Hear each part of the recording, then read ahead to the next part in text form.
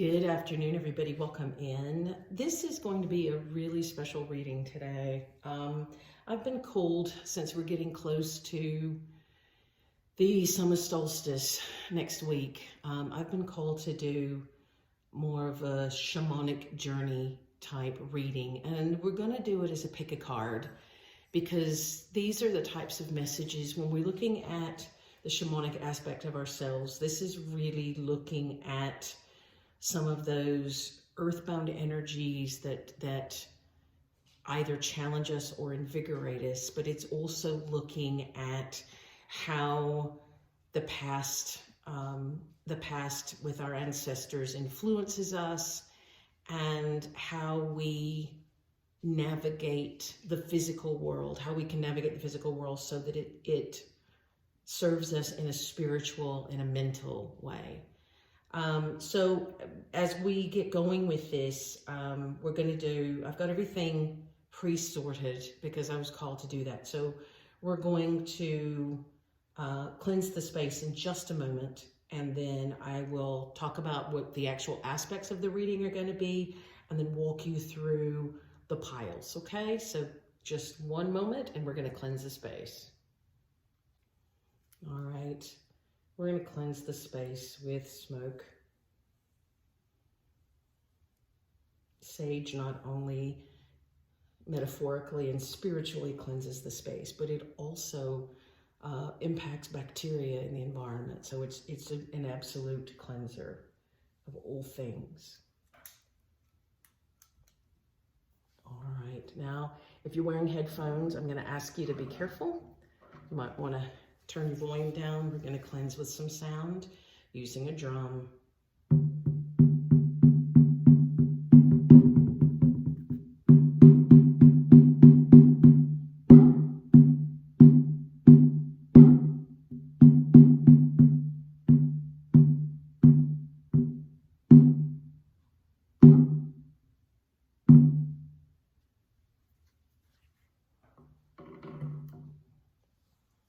Drumming is done typically to express the heartbeat of the Earth Mother. And so it becomes a way to connect. Typically with shamanic journey meditations, it's the drumming that takes you into and out of the experience, the actual dreaming experience. I have called in my guides, including Wahia, the wolf spirit who works with me and has been working with me since I was 8 years old. Okay, for this reading, what we're going to be looking at is what is the primary issue that I'm dealing with right now, and what do I need to recognize about myself that needs to heal? What will be the best action for me to take in order to heal this? How can I transmute this challenging energy into something empowering for me? What ancestors, deities, or beings are helping me through this process? Who are my animal totems on the medicine wheel at this time? And what messages are they sending for my highest good? All right, so this is group one. So on this one, we have Snowflake Obsidian. If you're into crystals, let me do it on my hand so that you can see the little snowflakes. There we go. We also have a Moon and Star charm. We have a Sun.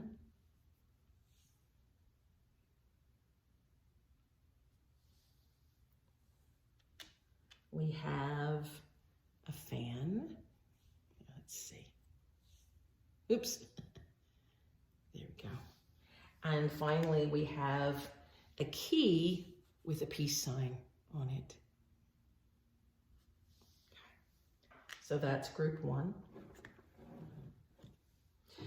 Group two, we have Malachite.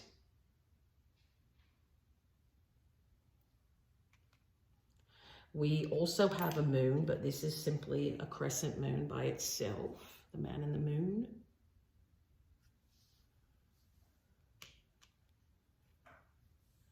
We have a bull. He's a cute little bull.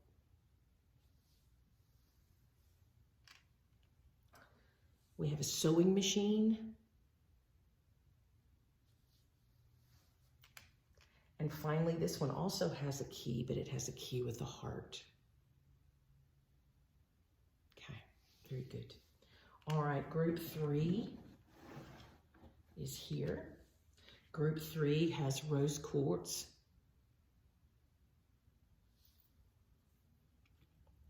It has a pair of shears or scissors, if you'd rather call them that. It has what appears to be a fairy. There's also a moon on this one, a little more solid moon, smaller moon. And there's a teddy bear. Okay. And then for group 4, we have hematite. Sort of shiny and metallic looking. We have, this one has a sun as well, but this is more like a sun that we would see in ancient times in Greece. We have a heart that says Mom. This one also has a fairy, but I think this one's Tinkerbell specifically. And this is a moon that says, I love you to the moon and back. This is a big brass moon. It's interesting that moons came out on all of them. That was not, I picked them blindly with my eyes closed. All right, so I'm gonna have you take a moment. If you need to, you can pause the video, close your eyes, take in a nice deep breath. Exhale slowly. Allow your body to relax and settle into yourself. And then based on what you've seen or what you feel, you can select your pile or multiple piles if you feel led to do so. Keep in mind, these are general messages. They're not one-to-one. So take what resonates within each message and release what doesn't. Don't try to make it fit. If something, as we're going through, if it doesn't sound like you, then it's not your message. You can pick another one, or maybe we'll have a message on a different day, all right? This is meant to be for healing and self-empowerment. It is not for bullying, blaming, or shaming, okay? We are all beings experiencing a lifetime of learning and choices to be made here on Schoolroom Earth, and the natural world and all of its beings, including us, can help with this process if we really pay attention. All right, so at this time, I'll have little dividers and I'll try to get the timestamps in so you'll know where each reading begins. Hello, group 1, welcome in. So the first question we're asking is, what is the primary issue that I'm dealing with now? The first card that we have is the card of breath.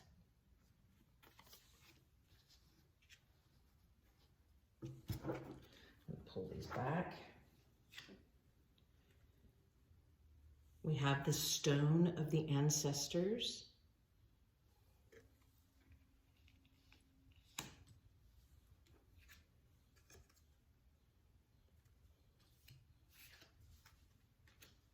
And we have the dream thief, refusal of the call. Okay, so within this, we have a 36, which breaks down to a 9. think I'm actually going to take this one and tilt it up against the drum. And then we have a 14, which breaks down to a 5. And we have a card that breaks down, it's a 13, so that breaks down to a 4. Okay, so you're dealing with refusal of the call, dream thief, as well as with higher good, guidance, and choice. So just off the bat, what I'm getting is that you've been dealing with stress, or at least you've been dealing with stress that you may or may not recognize as stress, in terms of feeling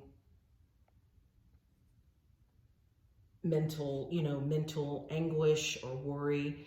When the breath card comes up, it's advising us that we need to calm down. Just take a breath and relax and calm down.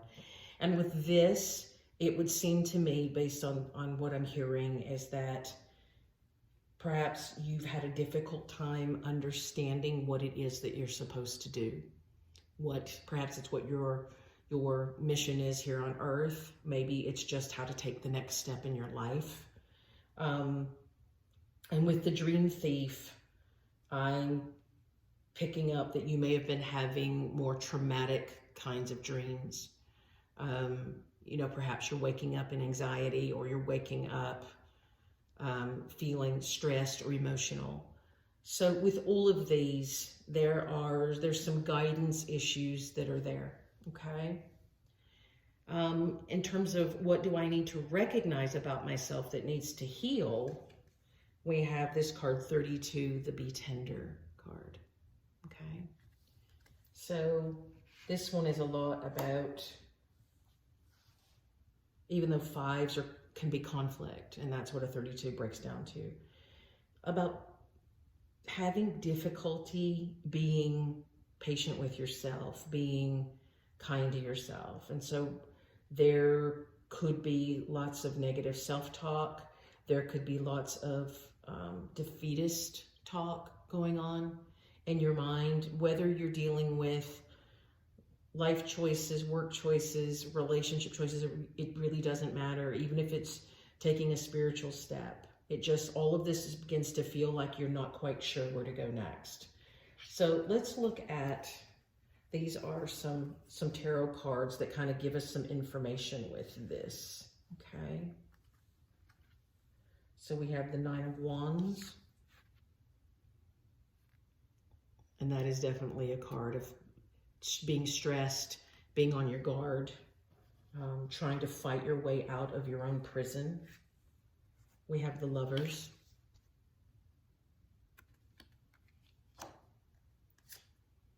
We have the 7 of Swords.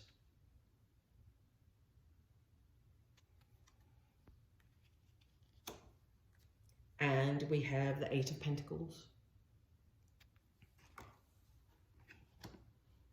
Actually, I'm going to move these this way, I think. So this 9 of Wands is definitely about trying to break your way out of whatever this pattern is that you're in, that's really messing with your head and your emotions and your stress level. And you're being led to a point where you really have to make a choice. Sometimes the Lovers may be about relationships. And in this case, it might be, but I don't think that's what it is for the majority of you. Really, the Lovers is about, it's a 6, it's about choices, right? Because 6s break down to 2 times 3.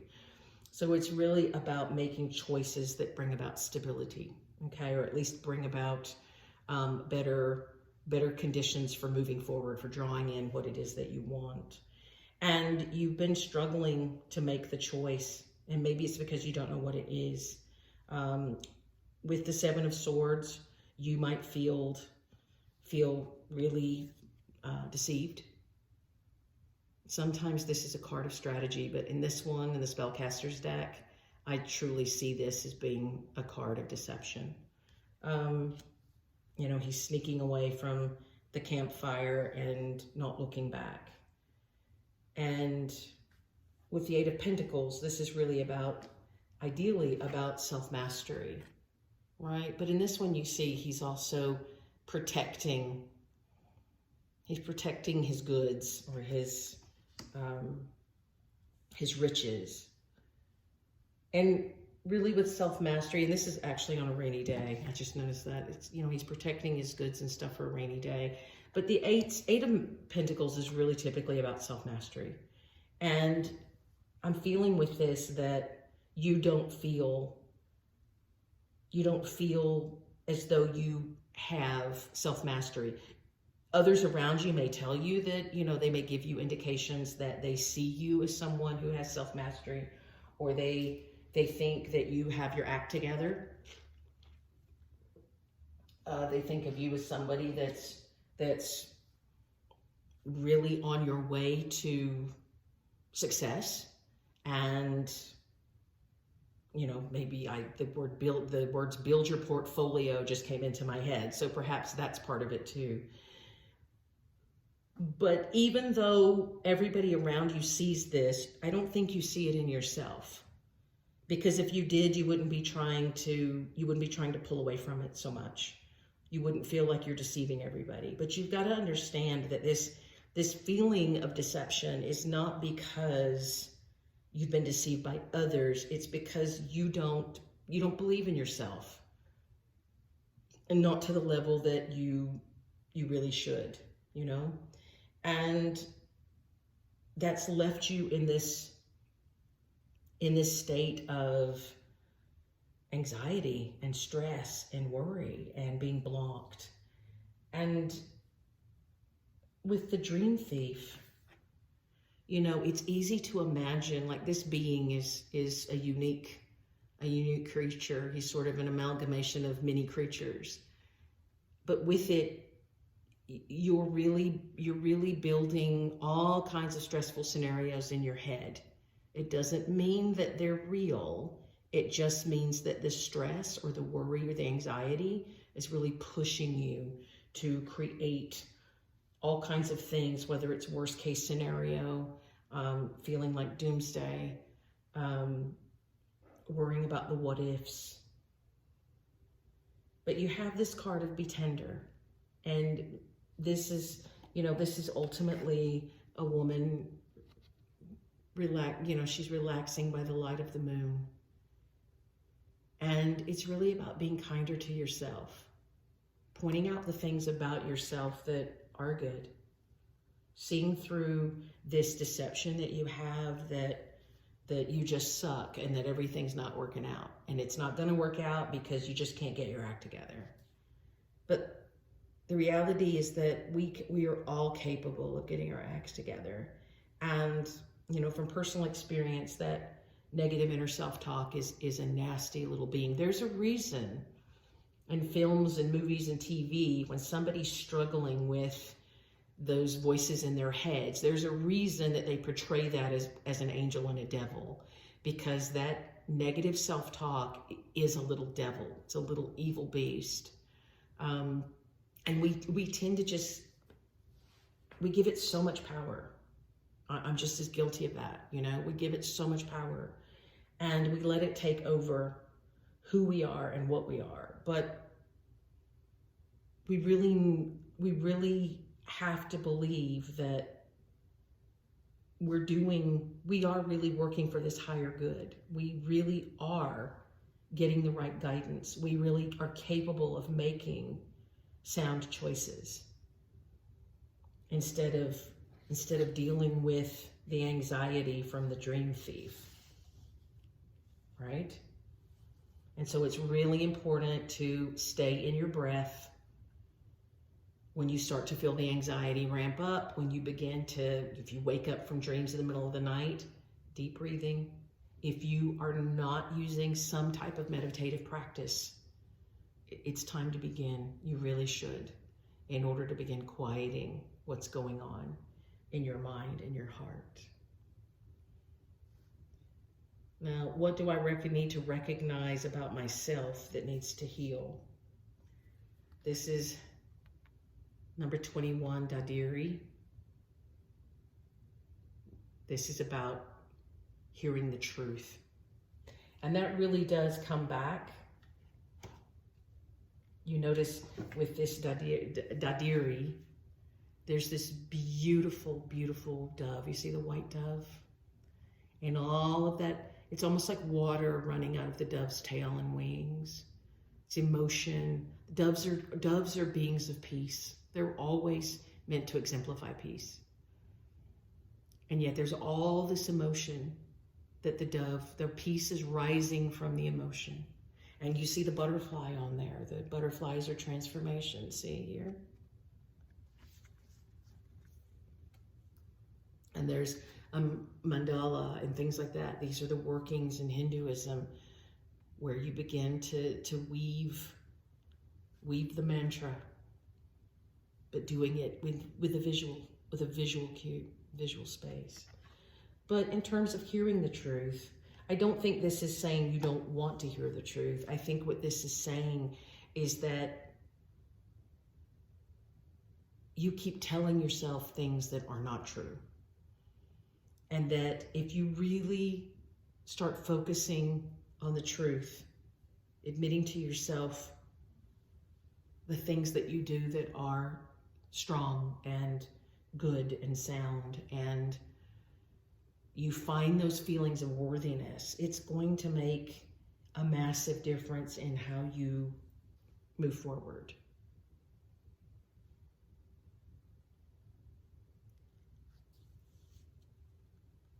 Sometimes hearing truth, that has a bad connotation or a negative connotation.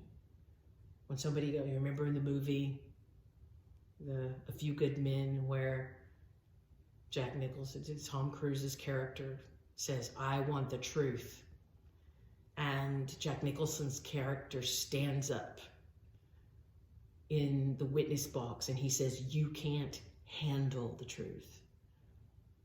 And in reality, that's ridiculous. We can handle the truth.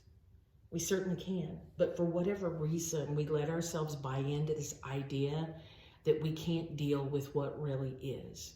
There's a lot of things in going on in the world today, and whether you are a believer or not believer, there's some argument in terms of the folks talking about, UAP, UFOs, and extraterrestrials. There's arguments about whether it's real or not real. But the biggest thing that we've all been told in America as a country, there's so many people who have information that say this has been going on all along, and that our country, perhaps our military, knew about it. But the whole argument is that we can't let the average person know because they can't handle the truth. It would devastate them. So there's all these reasons that we've been programmed as individuals and as a society in America, but that may be true in other societies in the world as well. There's all these reasons that we've been programmed to believe that we cannot handle the truth. And so we look upon that as a very negative experience, a very negative connotation.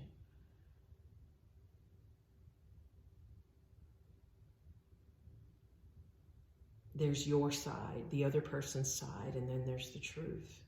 And it always comes across as the truth being a negative thing, as the truth is going to be something that's demoralizing and that puts us in our place and that stops us from being who we are, stops us from being effective and strong. But that isn't true. That's a program. That's a product of the dream thief.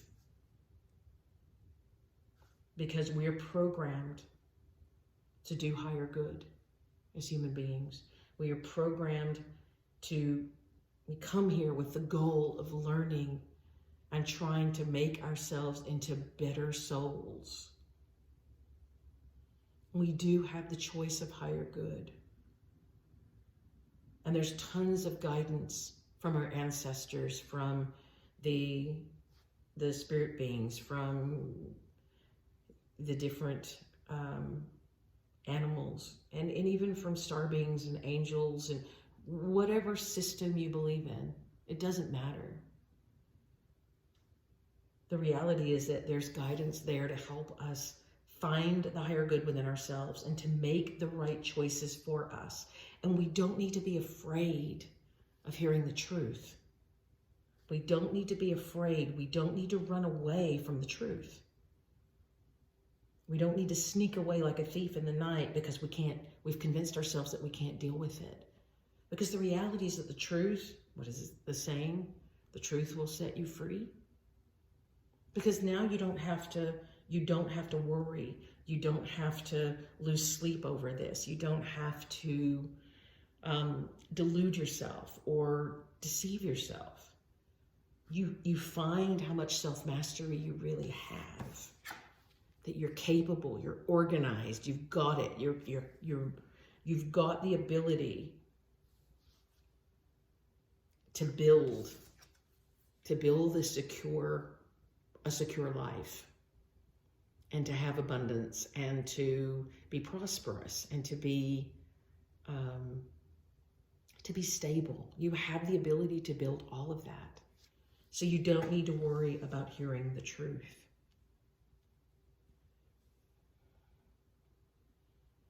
It's really strong when we get into conflict. We're really very good. Humans are super good at allowing conflict into our hearts and souls, and mostly into our minds. And it does make us, when we really are afraid and we can't deal, it really does turn us into this person who just swings blindly at anything that's blocking them in, that they feel like is hemming them in. We just swing. Because anything to get rid of the blocks, anything to get rid of the fear, we're on autopilot when we do this. And that's really where this dream thief comes from too. It's from the autopilot. But we can take charge of this. We can believe in ourselves. We can listen to the positive part of self-talk just as easily as the negative. Why is it that we always believe the devil instead of the angel when they're sitting on our shoulders? Because we have feelings of unworthiness. But we are worthy. We're part of the divine. Of course we're worthy. We have to change the program. We have to change the way that we've been thinking about ourselves and about our place in the world. Let's move on into the next step of this, which is what will be the best action for me to take in order to heal this negative mindset. So we have the lake, which is stillness. We have love and compassion.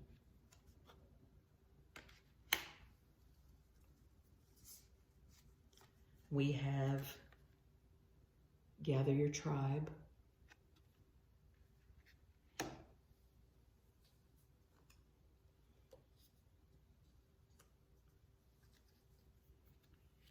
When it means to be still. This beautiful lake, it's so quiet and calm. That's where the meditation piece comes in handy. That's where the breath work comes in, to really get centered, to get relaxed, to allow the free fluid thought in the mind to go where it wants to instead of trying to control it. And as we do that, it's loving yourself first. We all seem to have an easy time loving others, but we have a very difficult time loving ourselves. But you fill your cup first. Love yourself. Know that you are the most wonderful, perfect being ever.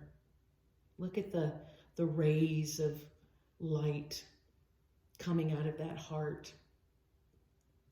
That's the power that comes from compassion that's given freely to self and to others.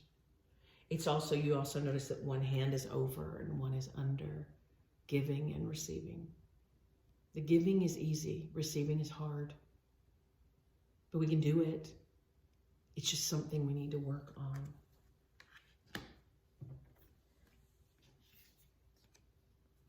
One of the other things that came up is, how can I transmute this challenging inner into something that's more empowering for me? And we have the oyster card. You know, the thing with the oyster is that it's this little spiny mollusk. You see it? It sits in the dirt and the mud all the time, and it takes in dirt. It's actually something called a filter feeder. So it opens up just enough to let dirt and silt and sand and all come through, because it filters out the nutrients. And it looks like this little, you know, clunky shelled thing. There's not a whole lot of beauty about it. But it's what builds the pearl on the inside, with all of that gritty dirt coming through. That grit, all that silt and sand and stuff. They're irritants. They're irritants in the system, but it puts it away in a place that over time it becomes this beautiful polished pearl. And you know, they talk about having pearls of wisdom. All of this trauma that you go through, whether it's given to you from others or you put yourself through it, or you keep remembering it and have a hard time letting it go, all of that allows you to learn something about yourself and to learn something about your place in the world. Those are the pearls of wisdom. And even though they're rough and uncomfortable and sometimes downright frightening, if you put it into perspective and move all of those, the dirt and the silt and all of those things that freak you out, if you move that into its proper place in your world, over time it will become a pearl of wisdom.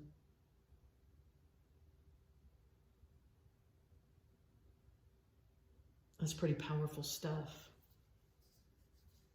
For these tarot cards, we have death. We have the Two of Cups. And we have the Heart of Wands, which is the Queen of Wands.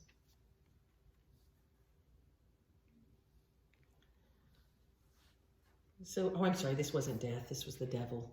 My bad. That's the Devil card. So all that negativity, all of that worry about giving and receiving, feeling as though there's nothing good.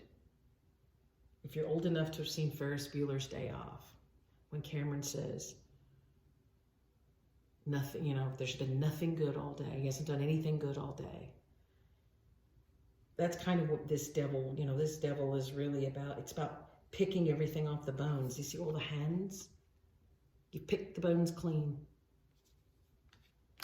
And that leaves you with literally a shell of yourself. But you can make a better choice. In this case, the Two of Cups is about choice. You can make a loving choice, a compassionate choice, and move forward into creativity. Queen of Wands is, you know, and this, I love these little foxes in this deck. You know, foxes are playful and sly, and they're very cute and they're very animated. But this is really about finding your confidence and your charisma to just be you. To know that you've made a choice to stop picking the bones clean, to stop torturing yourself with what if, coulda, shoulda, woulda, all of those things, and allow yourself to move in to be creative. Sometimes if you sit down and just draw. You know, we always talk about journaling as a way to really center ourselves and to find things out about ourselves, but sometimes we can do it with drawing, even if you don't consider yourself an artist. If you sit down with a pencil or a marker or a crayon even, and just start, maybe it's doodling, maybe it's drawing. What you'll start to see is that your mind will give you little clues about what you're thinking and where you're going. And sometimes it can help you to relax into it, to realize that your mind is more than capable of letting you know precisely where you need to go, what you need to do. Because you really do have it all within. We are holistic beings, mind, body, and spirit.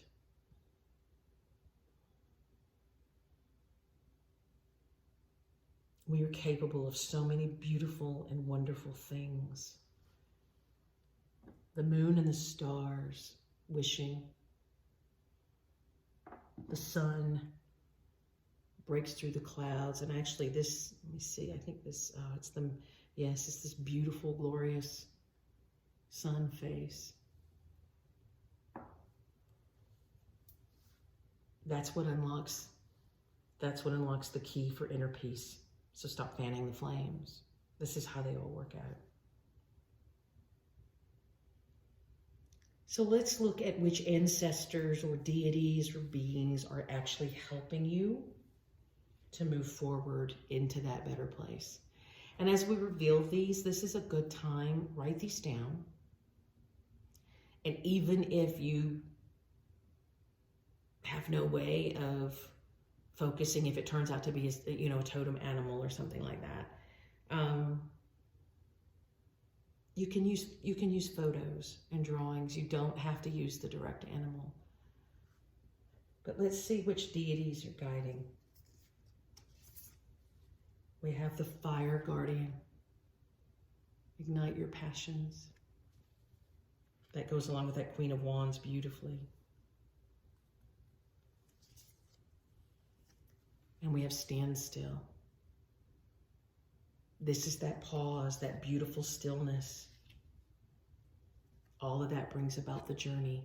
And the thing that's beautiful about this journey card, it's a 29, which is an 11. That's the divine path, the number of divine path. But you see on this being, the owl. Owl on his headdress is wisdom. You see more feathers. This is a shaman who's doing the inner journey.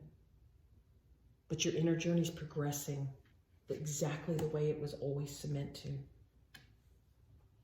And this standstill, 52, that's a 7. 7s are moving out, strategy, finding your way to where you need to be. This is beautiful with all this fire energy.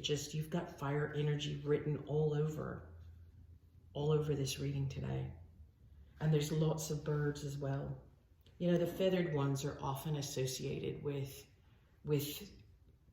gods and with angels, of course. And you have winged ones everywhere through here today. Find your passion. Find what makes you excited, joyful.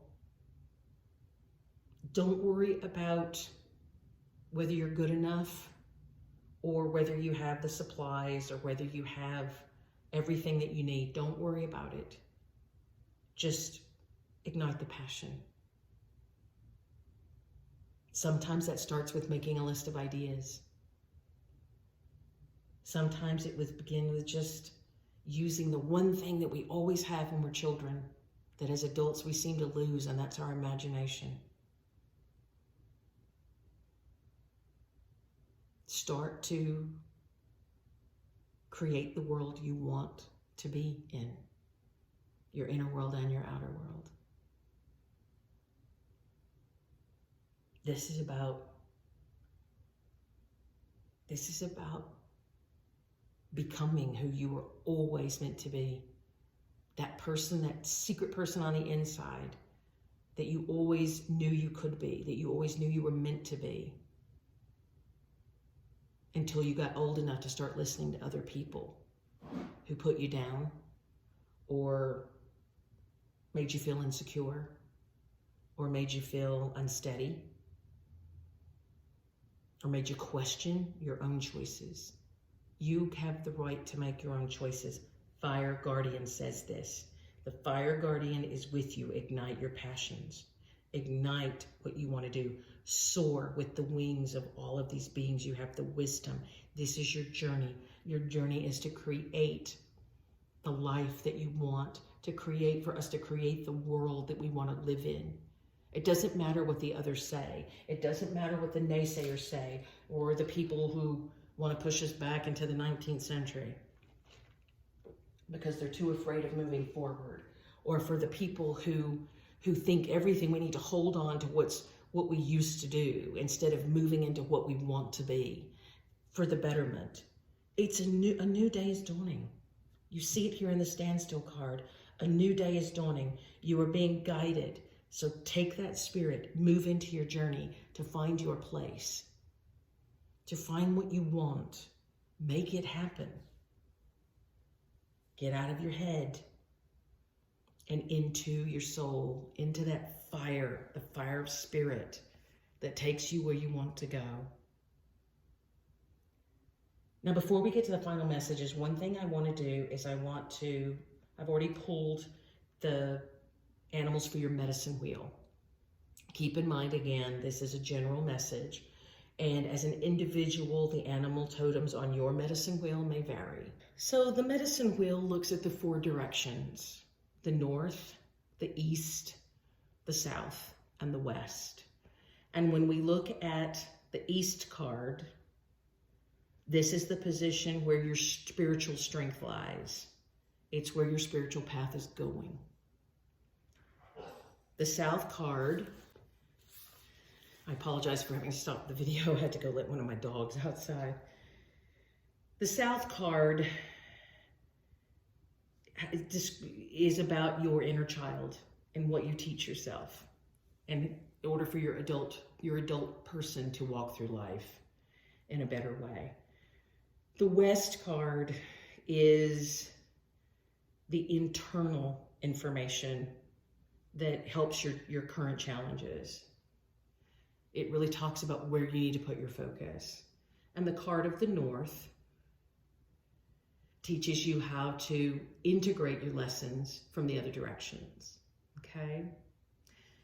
So we're gonna pull your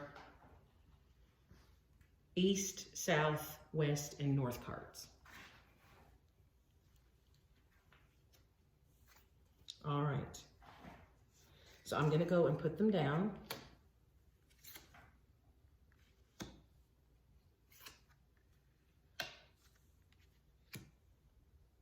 Okay, group 1.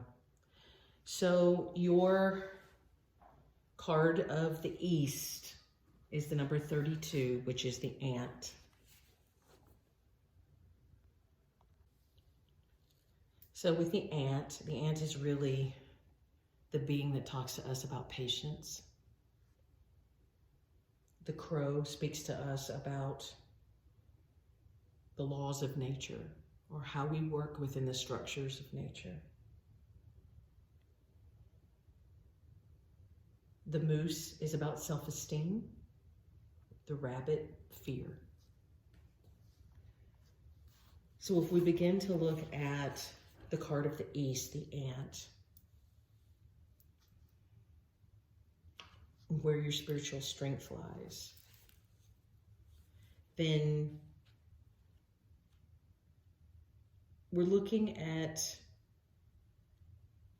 the fact that you do teamwork very, very well. That you are able to work tirelessly in a patient way, in a way of collaboration. You know, ants, you'll see them in a long, long line, thousands and thousands of ants. They use pheromones in order to stay in their correct place in line. And even if they get out of line, they know how to find their exact way back into the same place in line. But as they build their hills and things of that nature, they just are tireless. They're so patient about it. And it's about creating, by working together, working with others, is by creating what you want, who you want to be, how you want to be, by just patiently going and going and going, staying right on track, doing it. And it's not about being one of the many. It's about the drive that you have that allows you to pace yourself. Because when we pace ourselves, then we're less likely to get burned out and to struggle and things of that nature. So your strength, your spiritual strength, lies in that you can continue to have patience and to pace yourself as you're working through life and working with others. So the ant is with you in the medicine of the East. And so when you're out and about, if you notice ants, that's how they'll show themselves to you. You'll see them and they'll remind you, or maybe you'll see ants in a commercial or a literature or on the side of a car or whatever. But either way, that is ant medicine making itself known to you. So be on the lookout for ant medicine, and remember, you know how to persevere and you know how to be patient and when you're doing it. And that is an amazing gift, because some of us really wish we had better patience than we have. All right, to the south, this is the inner child. So the crow has to do with the law, or in this case, the laws of nature, structure, what's fair, what's not fair, balance. 24 is the 6, giving and receiving, right? So the crow is, crows, I think in some cultures are looked at as being rather pesky, but the truth is that crows are extremely intelligent,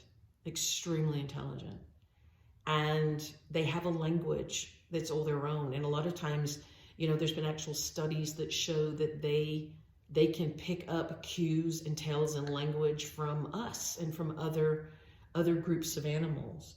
And they typically will work well with other animals. They know how to work harmoniously with others because they understand the laws of nature. They understand the balance, if you want to call it balance of power or the give and take. They make exceptionally good partners. They're super smart. And we talked earlier about learning to not just give, but to be able to receive. And that's what crow medicine is reminding you to do. Since it's in the place that really talks to us about our inner child, then you may be dealing with some inner child healing that still needs to take place. And it's not scary. There are lots of counselors and psychologists that would be happy to help you with that process. There's also lots of good books out there as well from professionals who understand this. But our inner child, those wounds can continue to go on throughout life if we don't learn to adjust them and realize that most of what those wounds are based on is the way we perceived something at the time when we were young, because we really didn't understand the concept. We just associated it with, typically, with being betrayed or being rejected, perhaps being abandoned. And sometimes those things really do happen, right? And I'm not saying that they don't, they really do. And they're very hard to get over. But at the same time, a lot of times we misinterpret things from our childhood with what our parents did or what our siblings did or what our teachers did or whomever. It doesn't matter.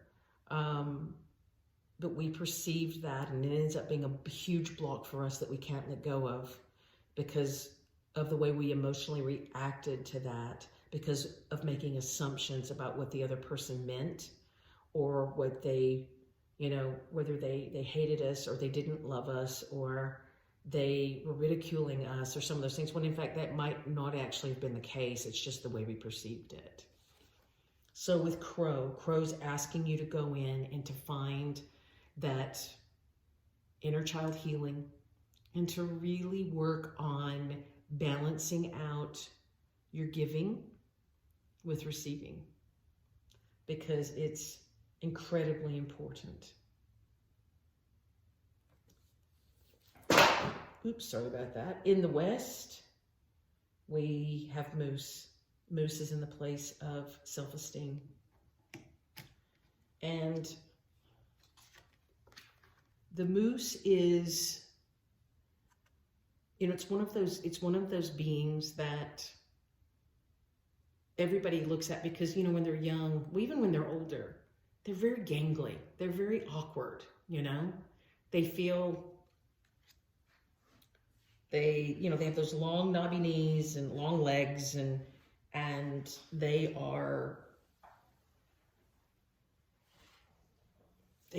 plod along through life. You know, they're often used as cartoons, you know, if you know, like Rocky and Bullwinkle. I mean, because they made it funny and goofy and cute, but yet they have those massive antlers and things like that, and they're known. You have to give them their due, because they can be very cranky when they'd like to be. But in the West, you know, the dream within the dream, this can lead you to what your purpose is, what your true purpose is, and help you to understand if where you're headed is really just about feeding your ego, or if it's really about being introspective and helping you to find what your real mission is. And with Moose being about self-esteem, so many of us have wounded self-esteem. We don't even understand probably where it comes from. Some of it is just ancestral and cultural. Some of it is stuff that we learn from our parents, who learned it from their parents, who learned it from their parents, and so on and so forth. It doesn't mean it's real. It should be, or that it has to be real. It's really about finding your worth and realizing that even if you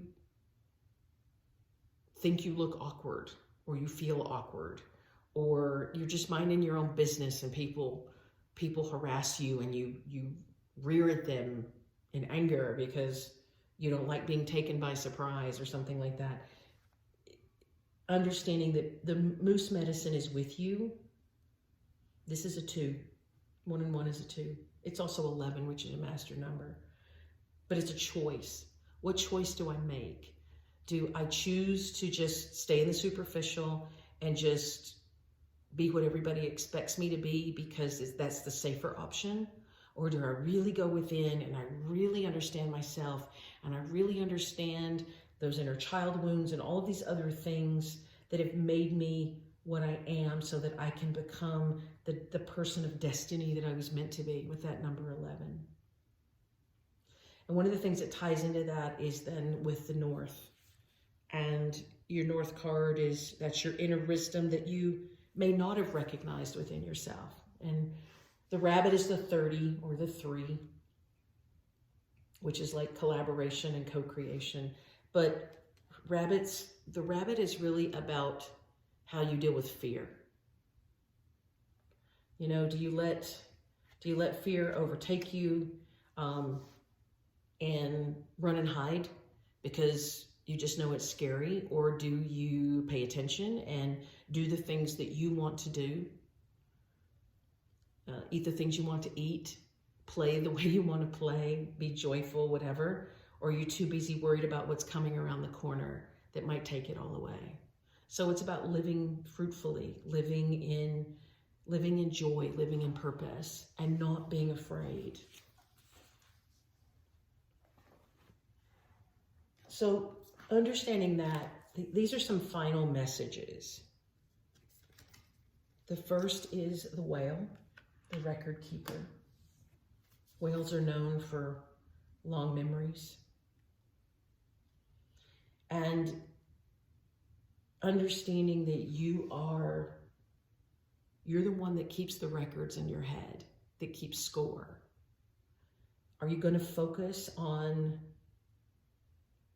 the memories or the experiences that keep you afraid and in lack and keep you out of authenticity? Or are you going to focus on the ones that made you understand your value and your purpose and your joy and your love? And then we have 33, the spider, the weaver of dreams. Very colorful spider.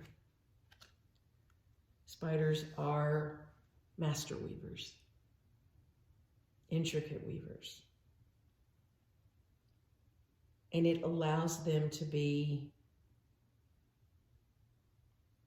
by casting that web, it allows them to A, have a place to live, but B, it also is a place to,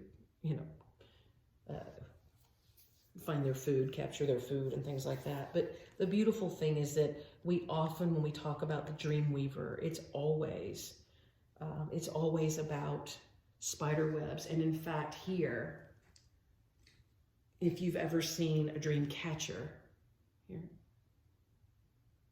dream catchers are meant to hang over your bed to catch your bad dreams so that the good dreams can flow through. But these are based on spiders' webs because the spider is the master weaver, the weaver of dreams.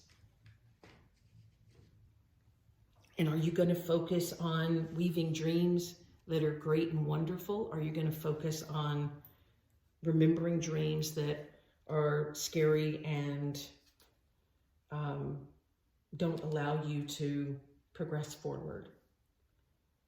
Just thoughts about it. Just thinking about choices. Your reading is really about a lot of choices today, Group 1.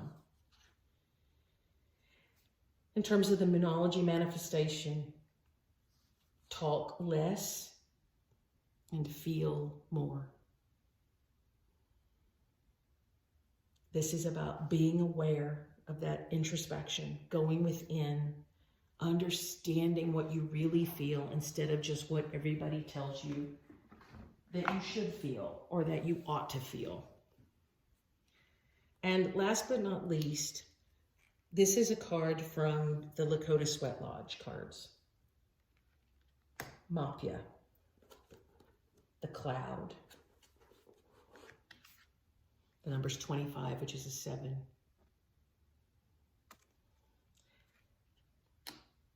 Don't let the clouds create the storm in your life. You have the capacity to be so much more than just a thundercloud. Even though the thundercloud is great and powerful, and it brings with it the rains, and it brings with it, the rains do good. Sometimes the winds can do good. Sometimes the winds can be overpowering. But it also brings with it the lightning that can strike the earth and set fires. Are you going to live in a wisdom that sets fires to your life and the lives of those around you, that creates windstorms of chaos? Or are you going to be powerful and bring in the rains, the nourishing rains for everyone? I want to read to you from the Sweat Lodge, from Mapia.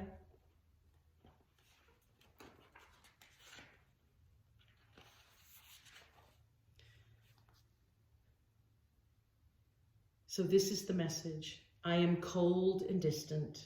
The only heat I know is that of Wakinyan, when he chooses to wrap himself within me.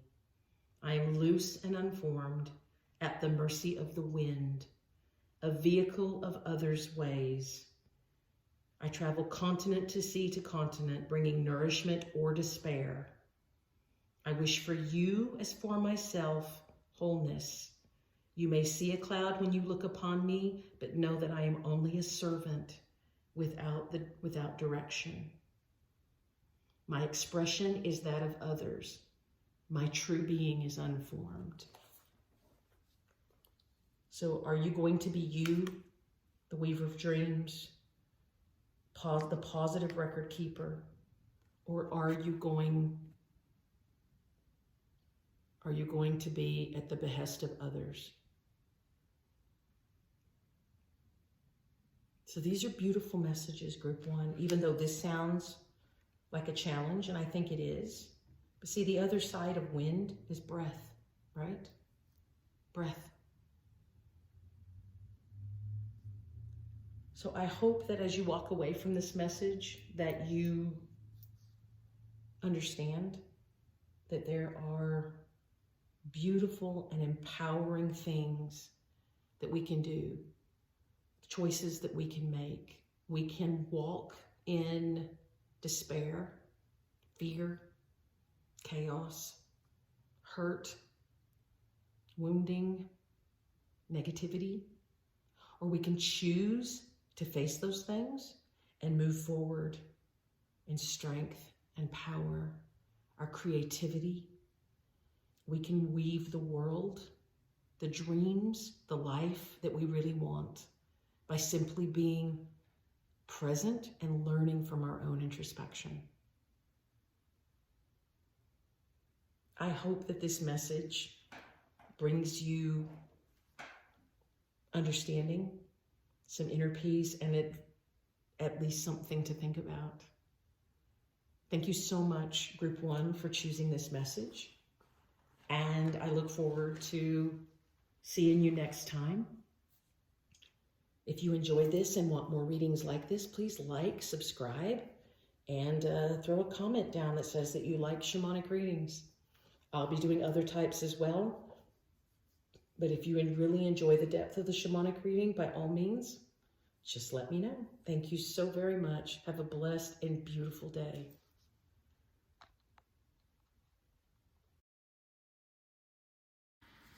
Hello, Group 2. Welcome into your shamanic journey reading. So for you, we had the Malachite, the Key with the Heart, the Crescent Moon, I believe that's waning, the Little Bull, and the Sewing Machine. So you might be a Taurus or some other earth sign.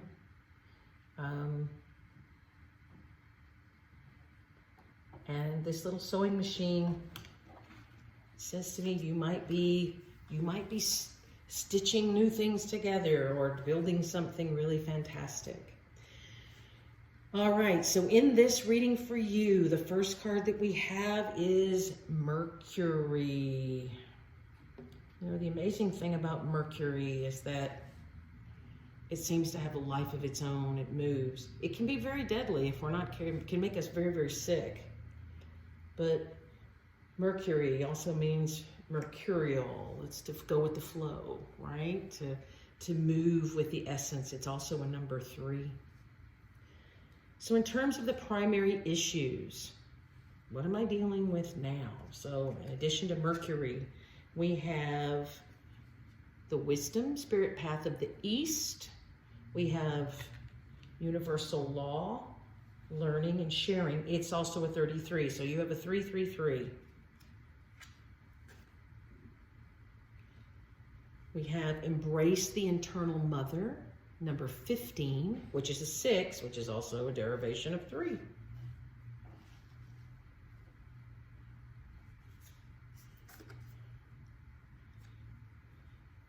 And we have the Watchers, number 60, which is a 6, which is also a derivation of 3. So what I'm picking up immediately is that with all of you in Group 2, there's going to be some element of collaborating or working with others, and for purpose, right? The 6s are really about that, and so are 3s. 3s are really about collaborating or co-creating for purpose, and 6s are about giving and receiving equally. So We've got some interesting information coming in already. Let's clarify it with some tarot. So we have the, Three of Wands. Definitely a reading of threes. We have the King of Swords.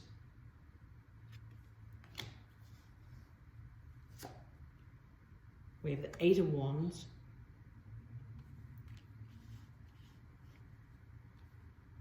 And we have Judgment.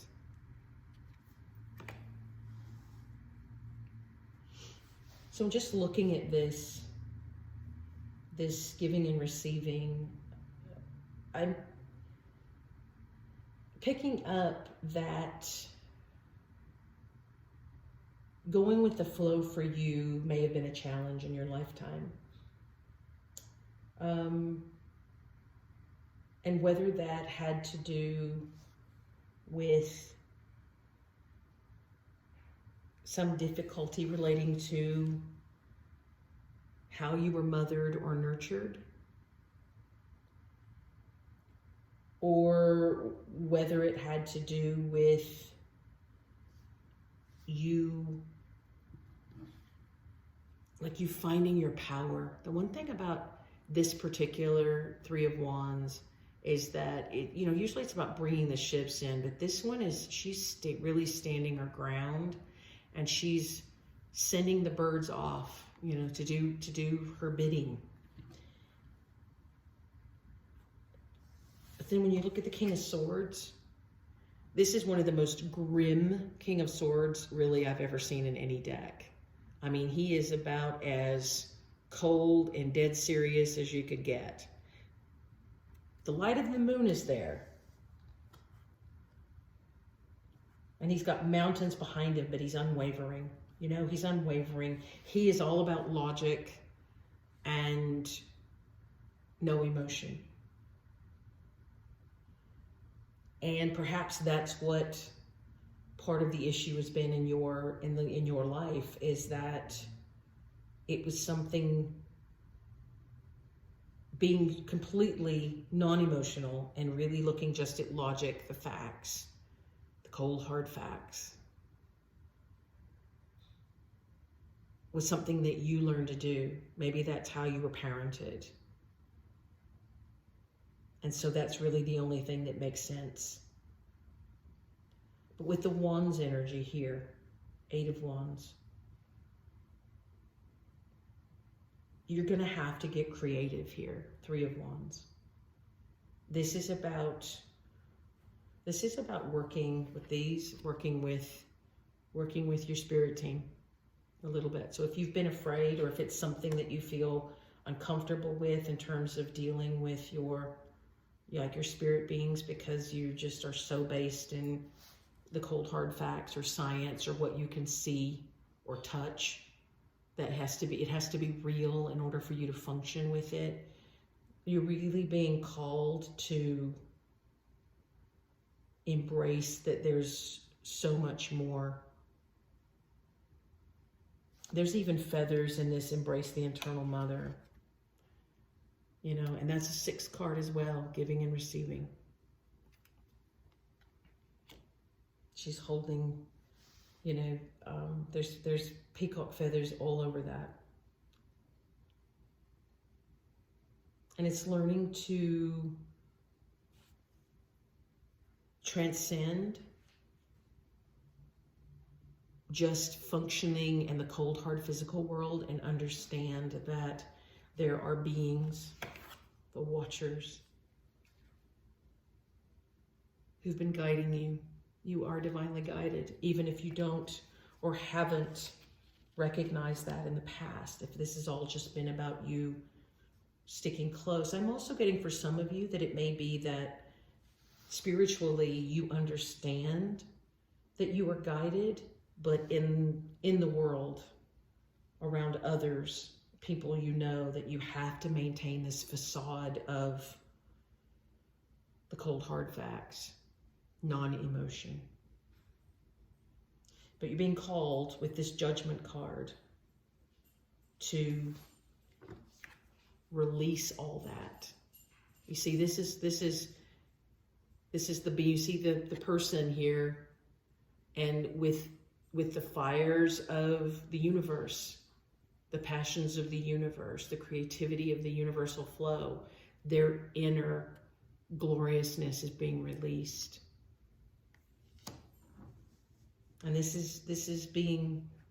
you're being helped with this, but it is about going with the flow. Allowing it to happen. Quit trying to control it all. Allow it just to manifest the way it was always meant to within you.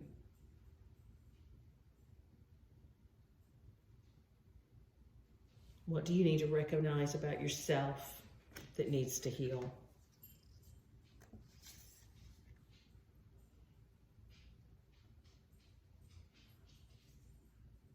Hiaka, the sorceress of light.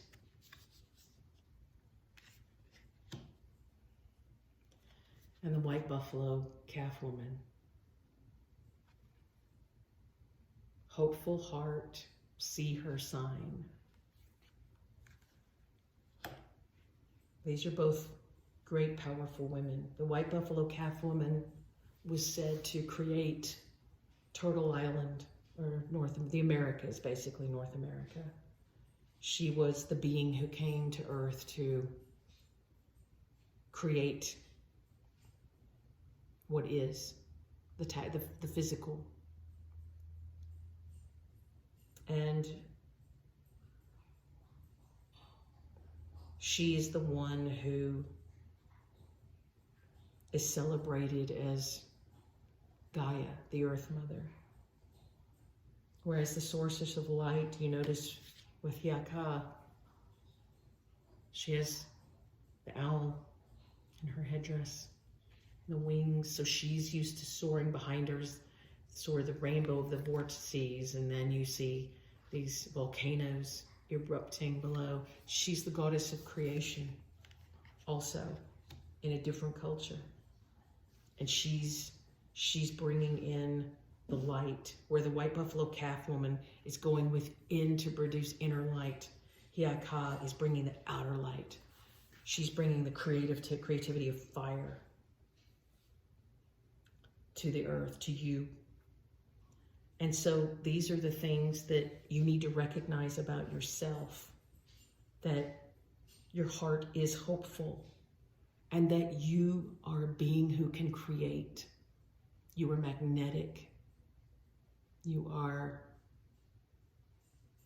glorious and charismatic. You have all of these beautiful abilities to inspire others and to engage others, but perhaps you haven't seen it. And it's interesting now, we've got a 40, which is a 4, and a 44, which is an 8, which is a derivation of 4. 4s are stability.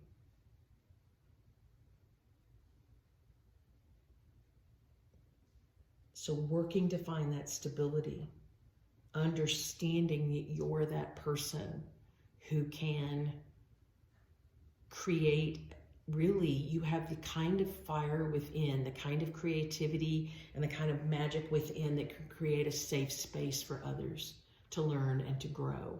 That's a pretty powerful thing. To know that you're part of a person, you can inspire others to learn and grow. You're being called to get out of your logical head and to get into the fire of your soul and take it to the streets. Take it out there. Be this illumination. You see that up there? Be the illumination for others. Share the message as you go with the flow. The beautiful thing about this is that from the pinky, it all comes from the pinky. All of this power, this magic, this manifestation just comes simply from the pinky. And that's pretty powerful alchemy. To know that you have all of that power in just the tiny finger.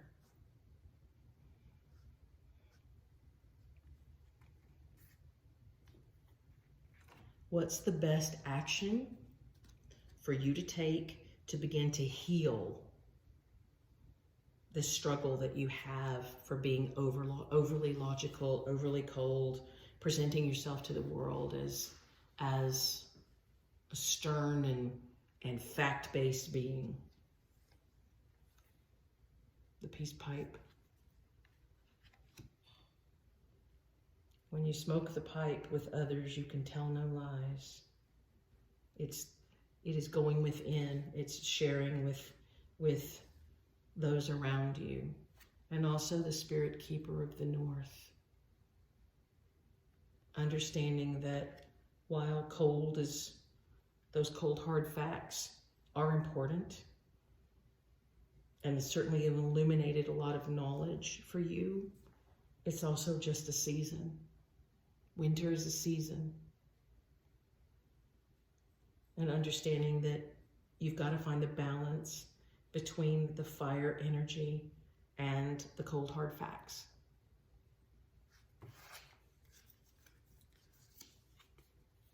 With that, we have the Four of Pentacles, Temperance, the Fool. And it's funny because I was just said, finding the balance between the cold hard facts and the creativity of spirit, and that's really what Temperance is all about. It's interesting because the red and blue are reversed here, but it's really the same thing. Four of Pentacles, that's structure. But when structure is, when it's in its absolute most dense, it becomes control. I got to control, the little squirrel's got to control all his pentacles. He's got all these little pinnacles that he's got to make sure he's got a hold of them, right? Instead of moving into a new beginning as a unicorn, the Fool, taking that leap of faith, knowing that you're a magical being and everything you want is going to come to pass. Everything that you put yourself into is created by the magic. And with that moon, you're the feminine component of your energy. You're balancing out that hard logic of the King of Swords with this beautiful feminine energy. And you see the moon is showing up. Here's this, and 3 cards here. Plus you had the moon here, right? So I understand now with the little bull. The little bull is, that's what they're trying to tell you. The little bull is, while it's solid, it can also become very stuck, very, very staid, very stiff, you know? About digging your heels in, being stubborn. With moon energy, it allows you to open your heart and then start to create those things that you want to create.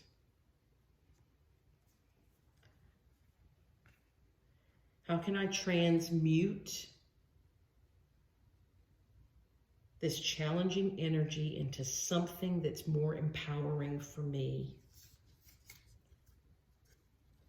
The earthworm.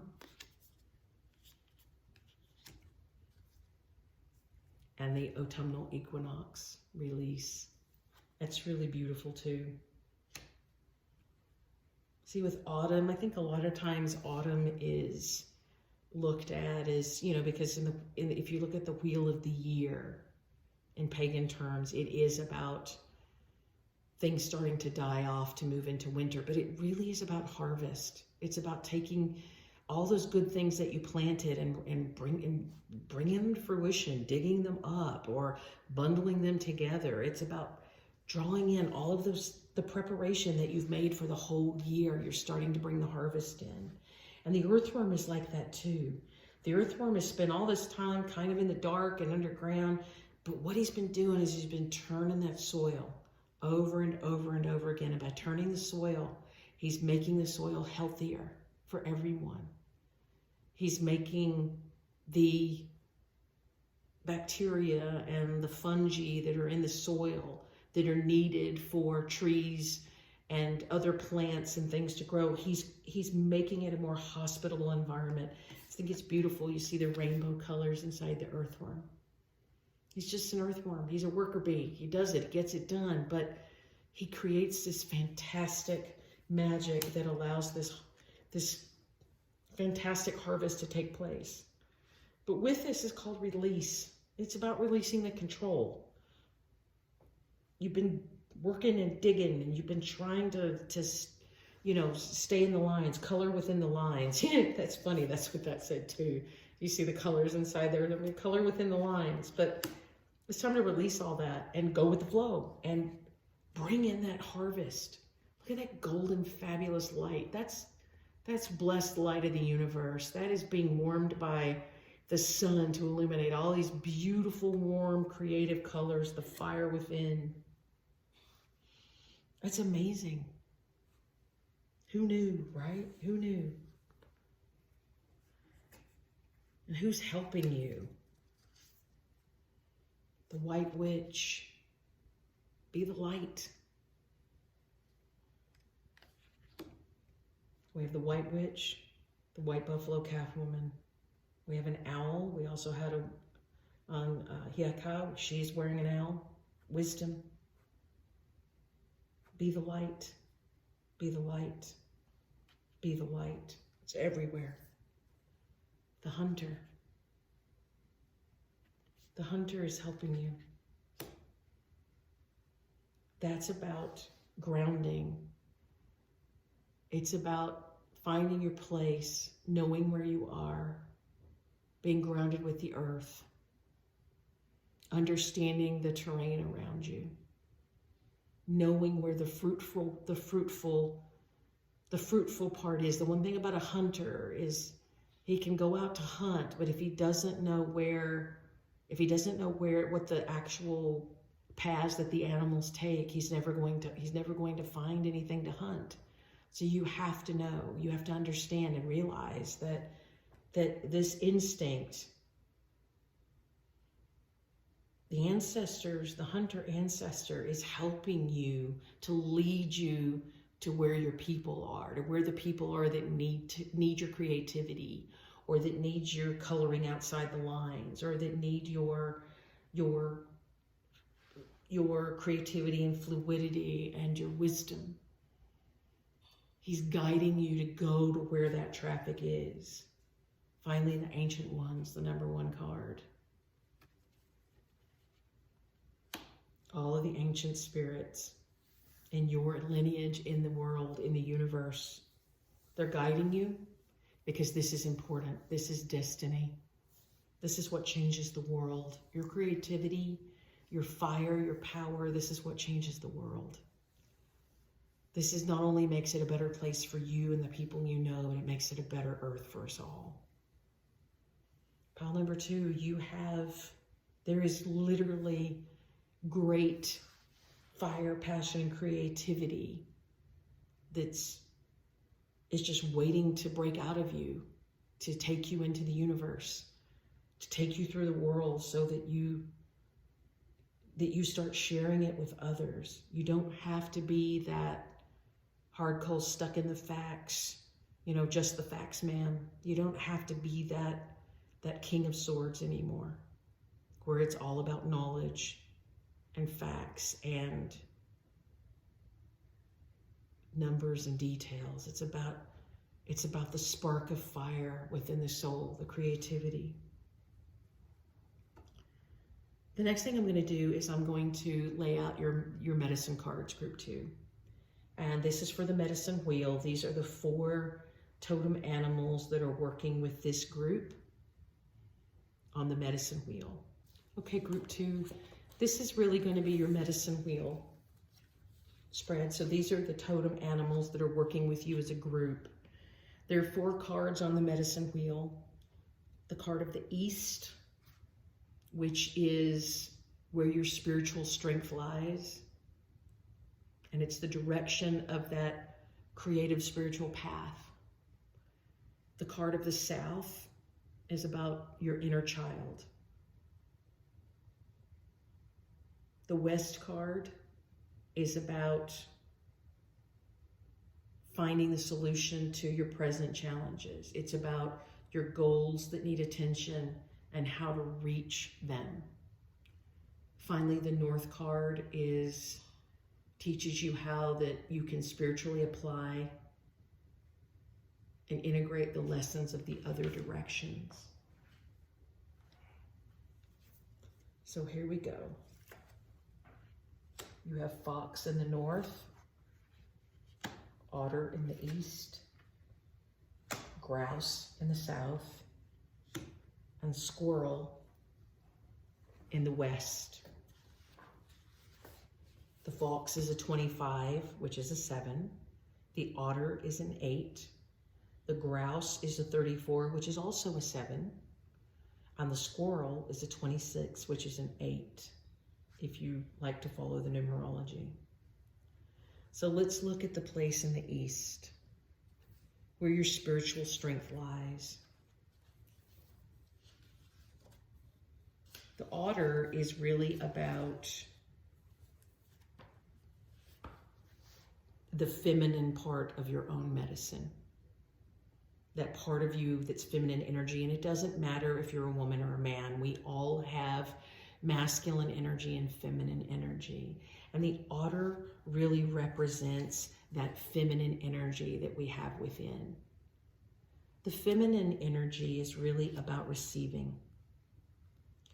And for some of us, it's difficult. You know, we talked about balance here, this temperance, balancing those energies and learning. That's also learning not just to overgive, but to receive. Otters are playful. They're also very cute. And they're very nurturing. If you watch them they love, you know, they'll float their babies on their chest. They'll just lay there and float them in the water. And they're so sweet and so nurturing. They're very, very family oriented, otters, in terms of, but it doesn't have to be just your biological family. They're family oriented in general. It might be your soul tribe that this is referring to, but it's really about nurturing others. And it's also about receiving.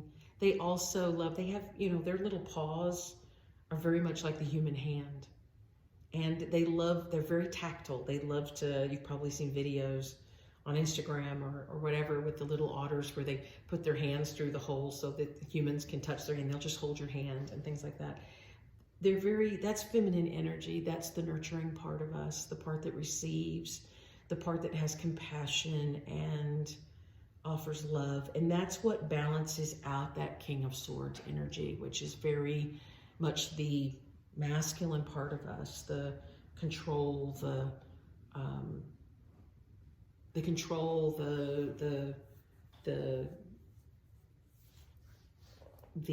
giving part, the overseeing, that kind of thing. So for your otter medicine to the east, it's really just about allowing that feminine medicine to flow, you know, to be at one with allow your energies to merge so that you can be one integrated energetic person and offer that to others, because it'll help take that creative energy to places that you wouldn't get otherwise, and helping others. Now in your southern totem animal is the grouse. And this is the place of your inner child and understanding how your inner child impacts your adultness. This is the sacred spiral. That's what the grouse is about, is the sacred spiral. And by sacred spiral, it's moving from whatever limitations you have and allowing that energy to spiral up until you erupt into your most glorious being. So this is really about, if you have inner child wounds or have had inner child wounds and you've been working on them, as you learn from them, it's going to build your power. It's not going to detract from the power of your creativity and the power of your ability to reach others and that kind of thing. It's actually going to add to that. And that's an amazing idea, you know?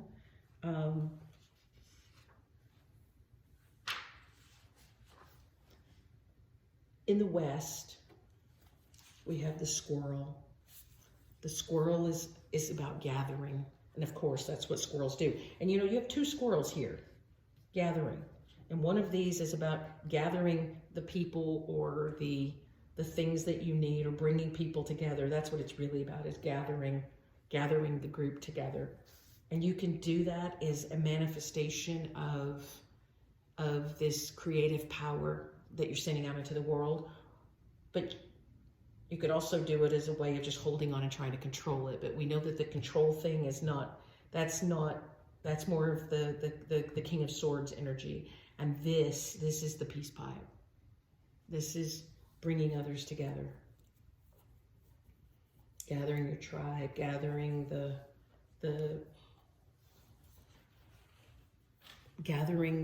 I want to say nutrients that the earth needs. And maybe for some of you, that's a thing.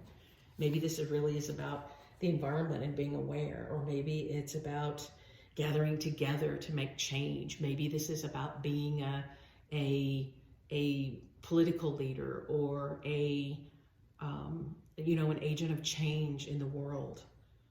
There's power here in the squirrel. Squirrels are super efficient. They know how to really pull the right stuff together and to maintain that over time. You know, when they're gathering nuts and things to prepare for winter, they really, really, really know how to keep all that stuff, or get enough stuff to hold them out across the winter. And I think that this is what this is really saying, is that this is movement forward. This is how and it's an 8, which is also movement. So this is really movement forward. This is you using that beautiful feminine energy within yourself, and sort of that ability to stay balanced, and then the receiving part and the giving part, keeping that balance. But this is your way to move things forward. And I don't think it just means your life. I think that this means, Pile 2, that you're meant to move something forward in this world. And whether that's something sacred or something tangible or something philosophical, it doesn't matter. You're really meant to move things forward. Your being in the north, the fox, 25. The fox is camouflage. So the fox is, very playful. The fox can kind of fit into just about anywhere, right? And in our north, this teaches you how to integrate everything. So it's saying that with the fox, their coats blend in to the environment that they're in. They can hide under shrubs and bushes or in tall grasses, and you don't really see them. They can also play and frolic. If they're around other cats and dogs, they can play and frolic and be just like them. They can also travel by night, and they're able to take care of things and get to where they need to go without alerting anyone. They're very cunning. Remember, foxes you always hear about the wily fox, right? But that's not talking about deceiving people. That's talking about being able to take all of these other beautiful things about you and camouflage that so that it can really resonate with all kinds of people, not just one group or another group. It's so that it resonates with many kinds of people. It's the part of you that allows you to ebb and flow. Remember, that mercurial energy allows you to ebb and flow between one group and the next.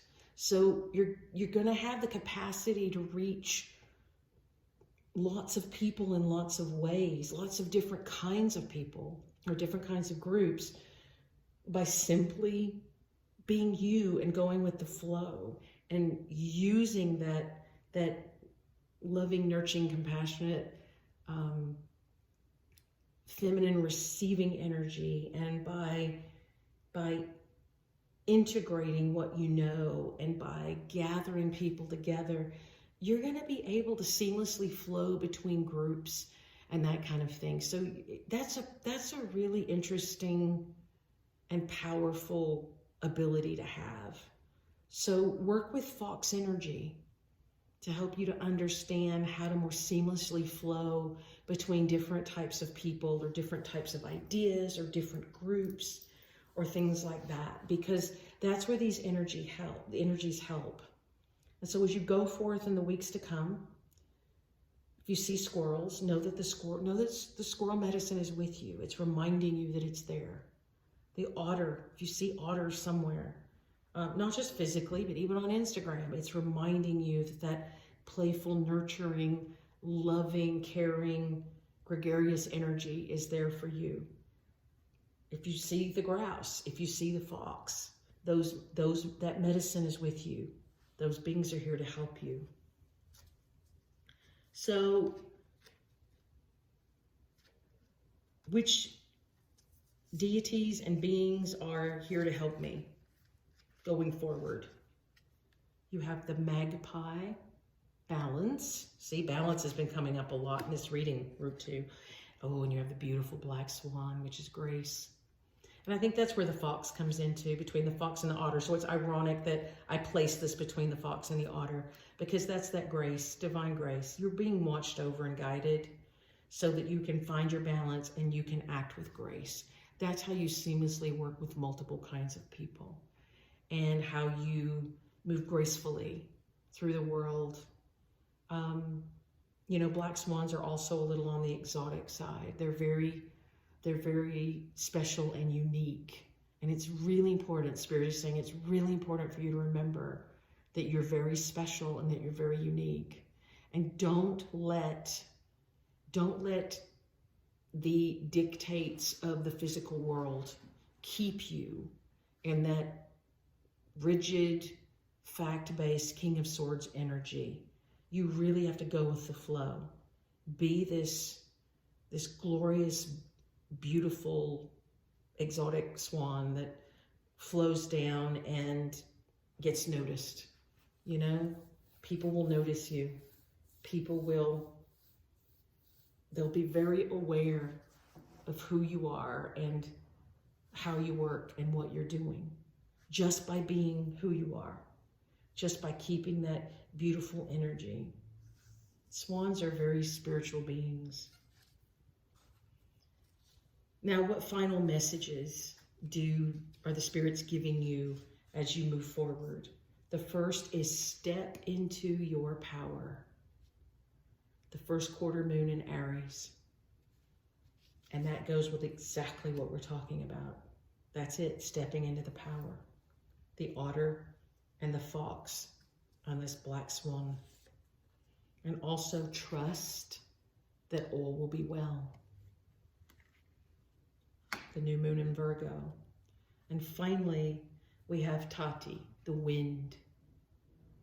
Okay, this is from the Lakota Sweat Lodge cards.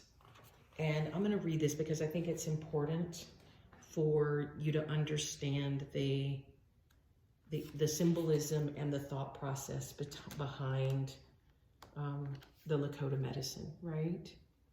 So with it, you see that beautiful rainbow that comes, even though there's wind. So the Tate, the wind, is self-expression. I have one name, but I am many. I am the winds that come from all sides, from between the four directions. I scatter your energies and thoughts as I scatter the seeds of confusion and doubt. I bring you to your center only after you've spun like a top trying to catch me. Me, I am many. You reach out to grab me and your hand stays empty. I am quick, quicker than you. So remember with this, even though the wind can be powerful and it can destroy things and blow things over, and even though you can try to grasp the wind and it flows through your fingers, you know, the wind kind of is able to do its own thing.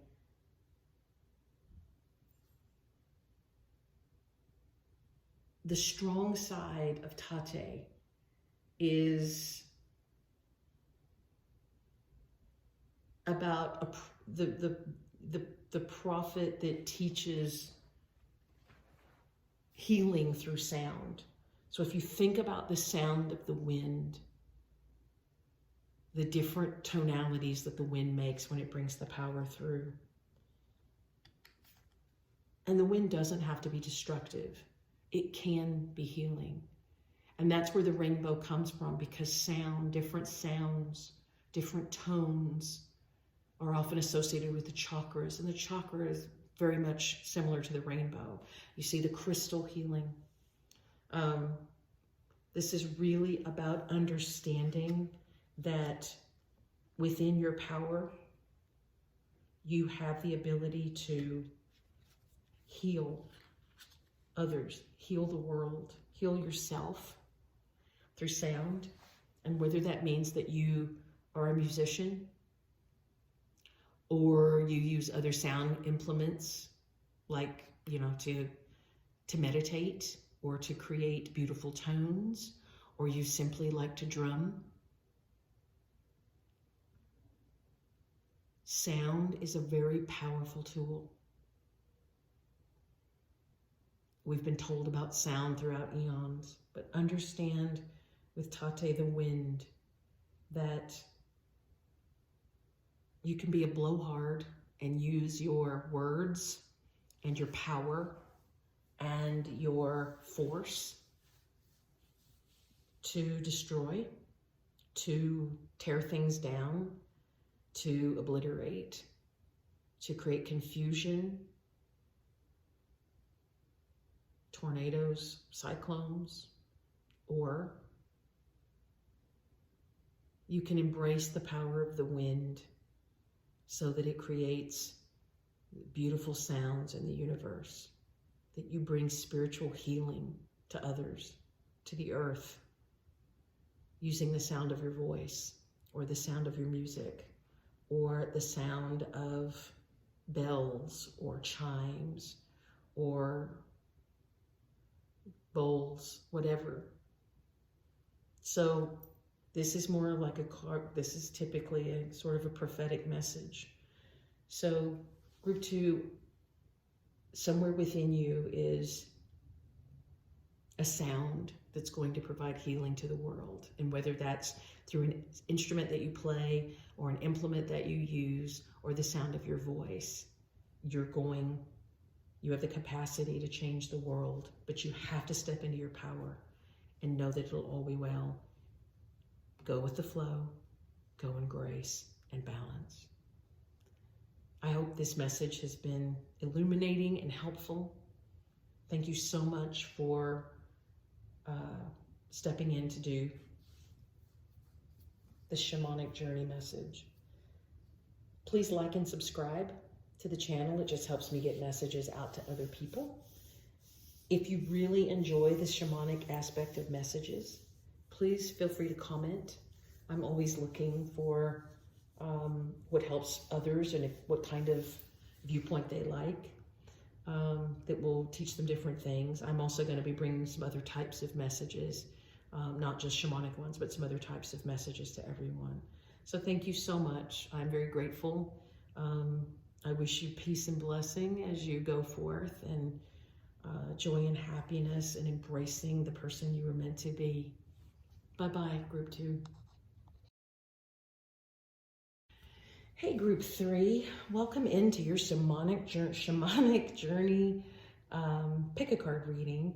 And in this particular group, you had the rose quartz, you had I think that's the waning moon, the teddy bear, the shears, and a fairy.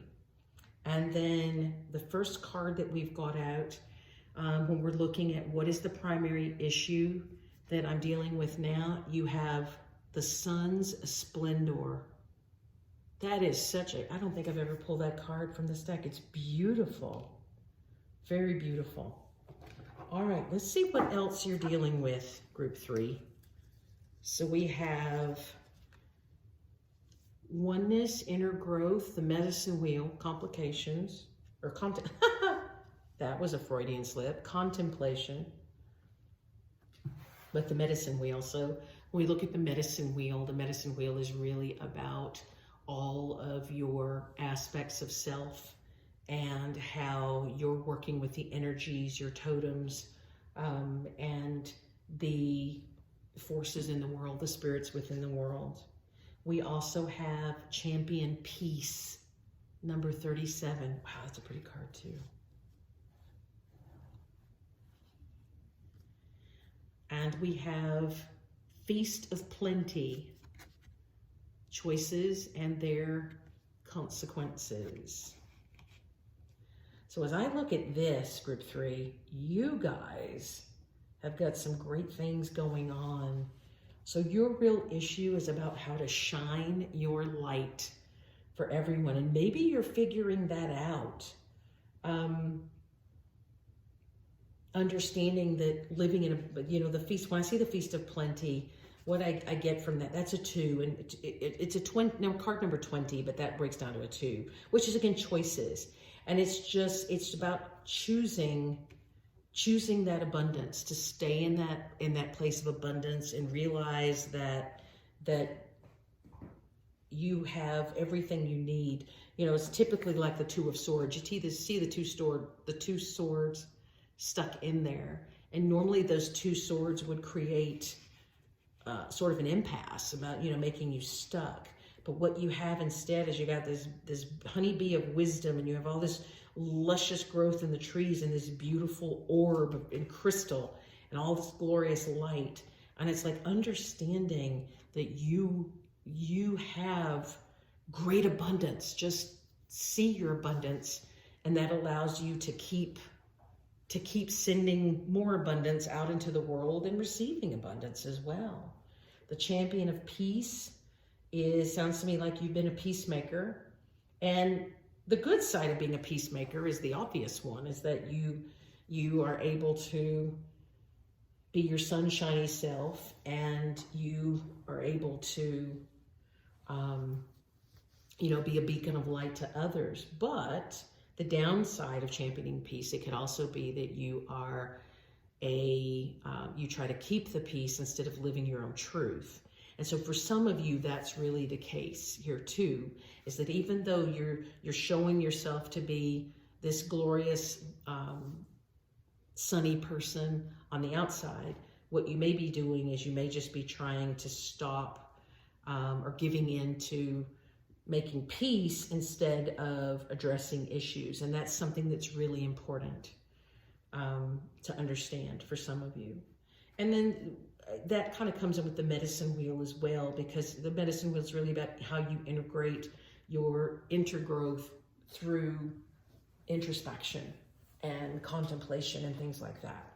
And so if you're trying to simply keep the peace on the outside and be this sunshine person, not because you feel like that truly, but because you're just trying to keep the peace because the chaos makes you crazy. And for people who are empathic, that's a tough thing. So if you consider yourself to be, you know, an empath or empathic or a highly sensitive person, this keeping the peace thing it's a common behavior. And, you know, a lot of times we grow up doing that because it's just easier to do when everybody's happy and nobody's having discord. It's just easier to function as a human being. So with your tarot cards, we have the Queen of Pentacles. We have the 4 of Pentacles. We have the 6 of Pentacles, lots of pentacles going on here. And finally, we have the 4 of Cups. So this brings up some interesting stuff. With the Queen of Pentacles, she's typically a lot like the embodiment of the Empress. You know, she's very abundant and very solid, secure. She's independent. She's capable of doing things. But one of the things about this particular Queen of Pentacles is that she's holding her pentacle, but she's kind of dozing off on her throne a little bit. And so we have to be careful not to just be holding on to security if we don't, you know, versus, let's see, how do I want to say this? Trying to control it, hold on to it and control it, instead of allowing abundance to be something that we believe that we share, you know, you receive by giving and things like that. versus just holding on to it or becoming complacent with it. Maybe that's the word I'm trying to go for, is that you don't want to become complacent and kind of, fall asleep at the wheel, so to speak.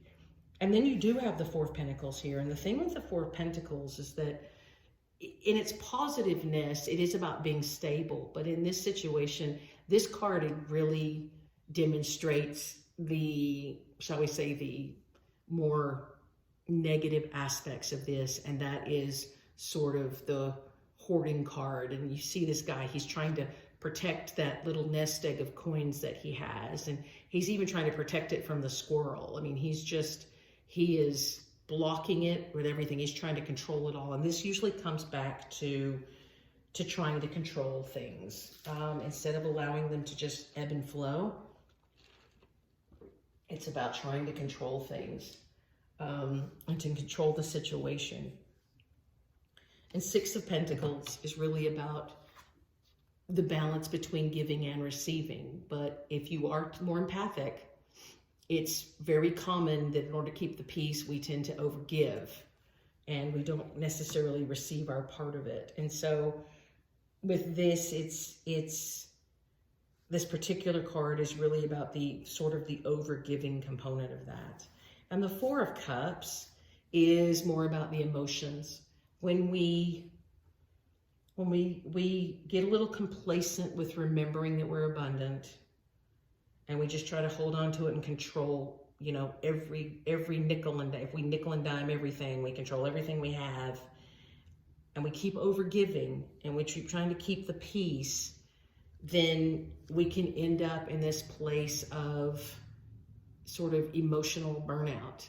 And with the Four of Cups are there, but he's only facing one of them. He's got cups in every direction, but the only one he can see is the one in front of him. And so that's what he fixates on. And so it feels like coming from a place of lack, right? What I don't have. So with this, the issue at hand for you guys, group 3, is shining like the sun, being happy, but it's got to be true happiness. It can't be contrived happiness, or it can't be a mask that you wear. It's got to be the real deal. And because you have to be truly abundant in your heart in order for this stuff in order for things to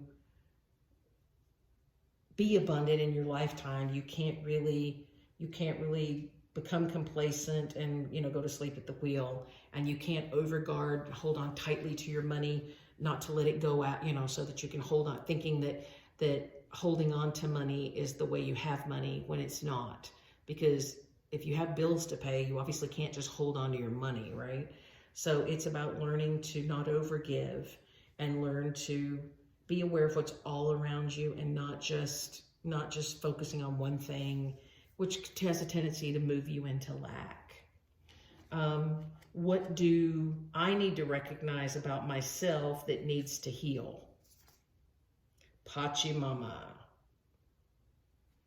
So Pachamama is the Andean name for Gaia, the Earth Mother. And the thing with Pachamama is usually experienced in shades of green, heart energy, earth energy, abundance. Again, it all goes with this theme of pentacles, right? And for people who undergo the ayahuasca experience, Pachamama is usually the being that they see. She's the one that's reported most often, who comes to them and speaks to them about what they need, how they've been struggling and what they need to focus on, and how they can move forward into a more self-actualized whole being and stay in harmony, not only with themselves, but stay in harmony with the earth as well. So Pachamama is very powerful, and she is very synchronized and very specific in terms of her place within the Andean cultures as the Earth Mother. And so you see with all of these animal beings and the you know, the Andean peoples themselves, that they are very integrated with Pachamama. She is very, very powerful to them. So what would be the best action for me to take in order to heal this overgiving or just surface, you know, lip speak about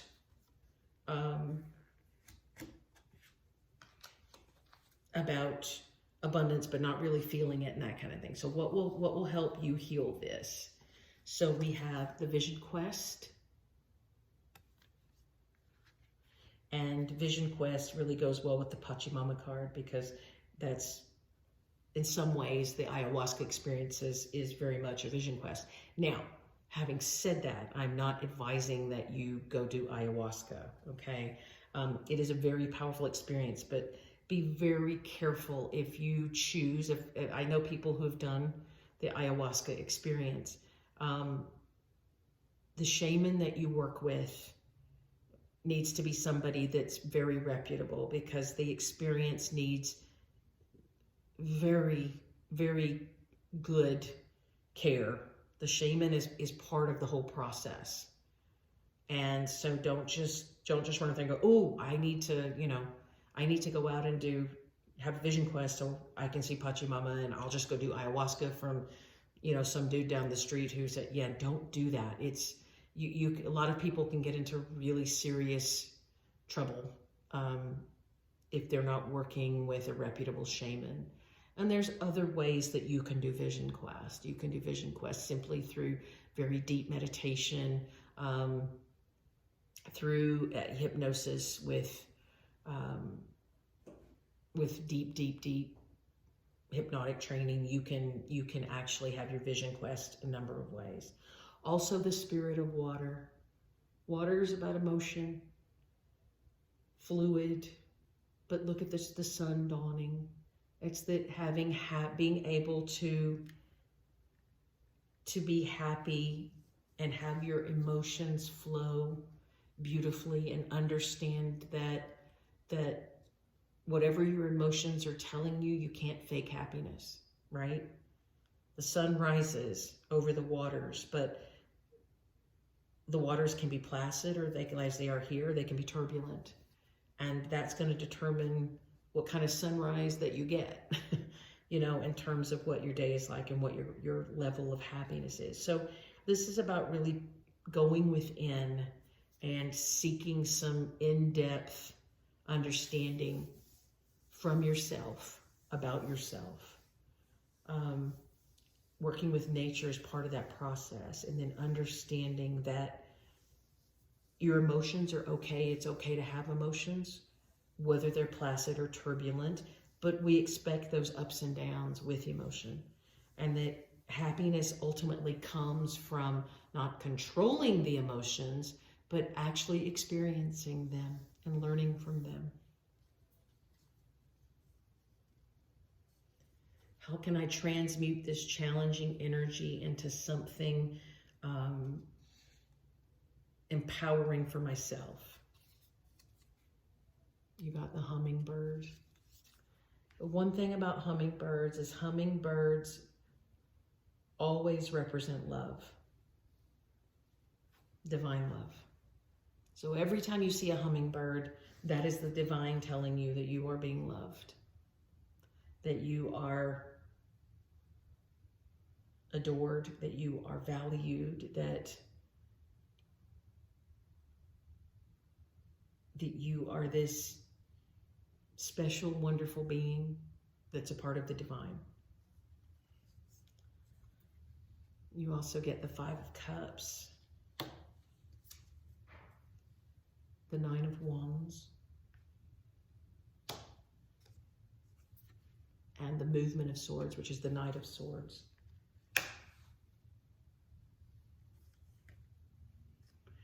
And the full moon, completion. Okay. So understand and know that you transmute all of this challenging stuff and empower yourself by realizing that you are loved divinely. And with the full moon, you can release all of those things, those emotions and fears and sadness and other stuff that doesn't serve you. And that completes a cycle. You have a completion of a cycle that you've been in that's coming up with the next full moon. So as you release things with the next full moon, then you're going to feel markedly better and different after that. With the Five of Cups, you know, that's a place of sadness and even more than that, and lack. It's about, as you see the blue heart, feeling blue on the inside. Nine of Wands can be perseverance, but in this situation, I think it means it's stress. You're stressing yourself out.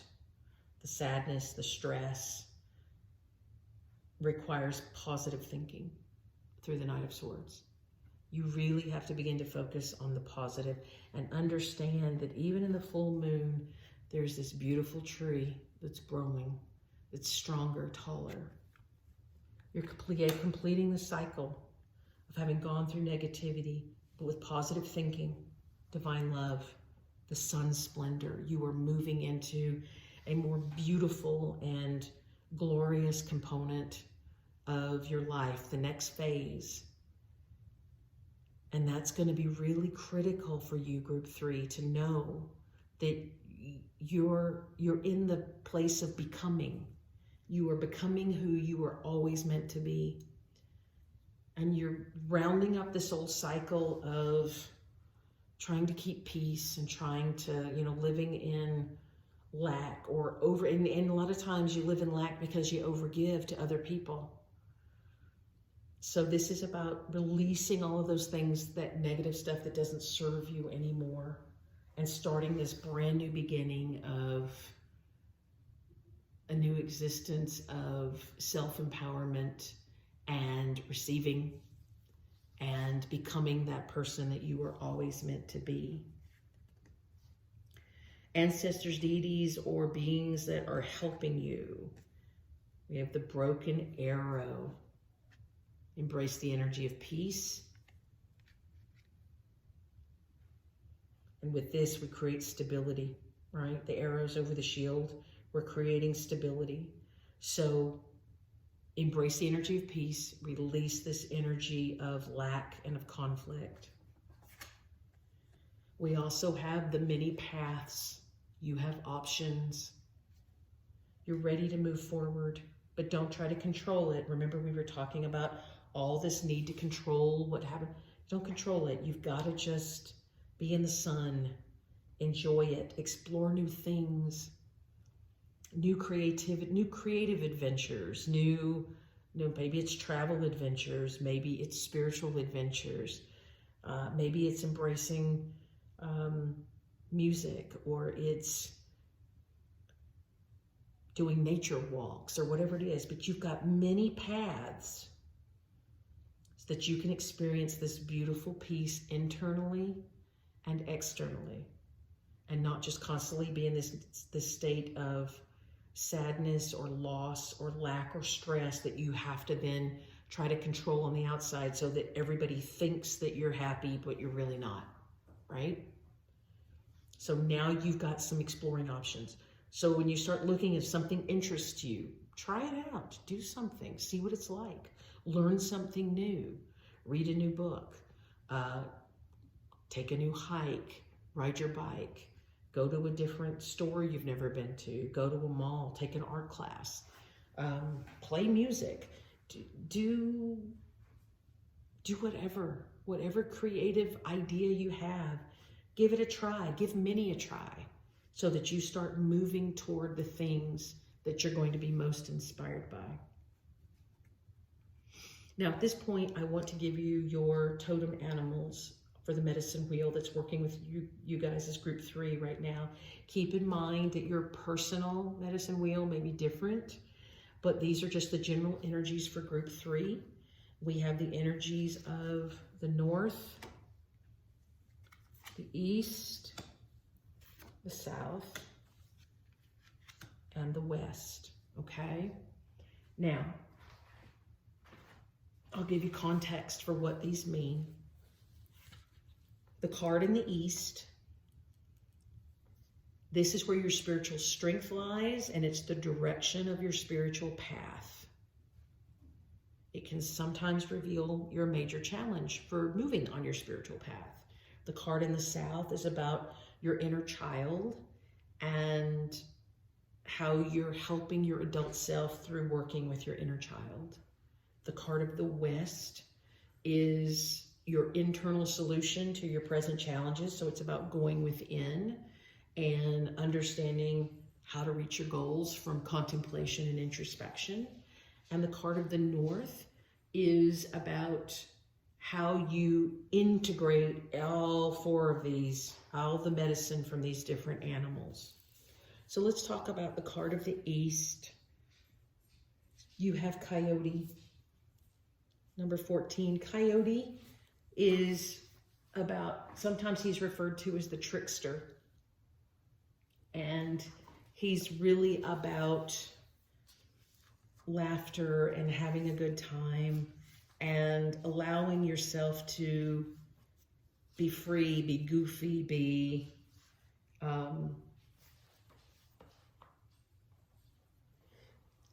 excuse me so much. Oh my goodness.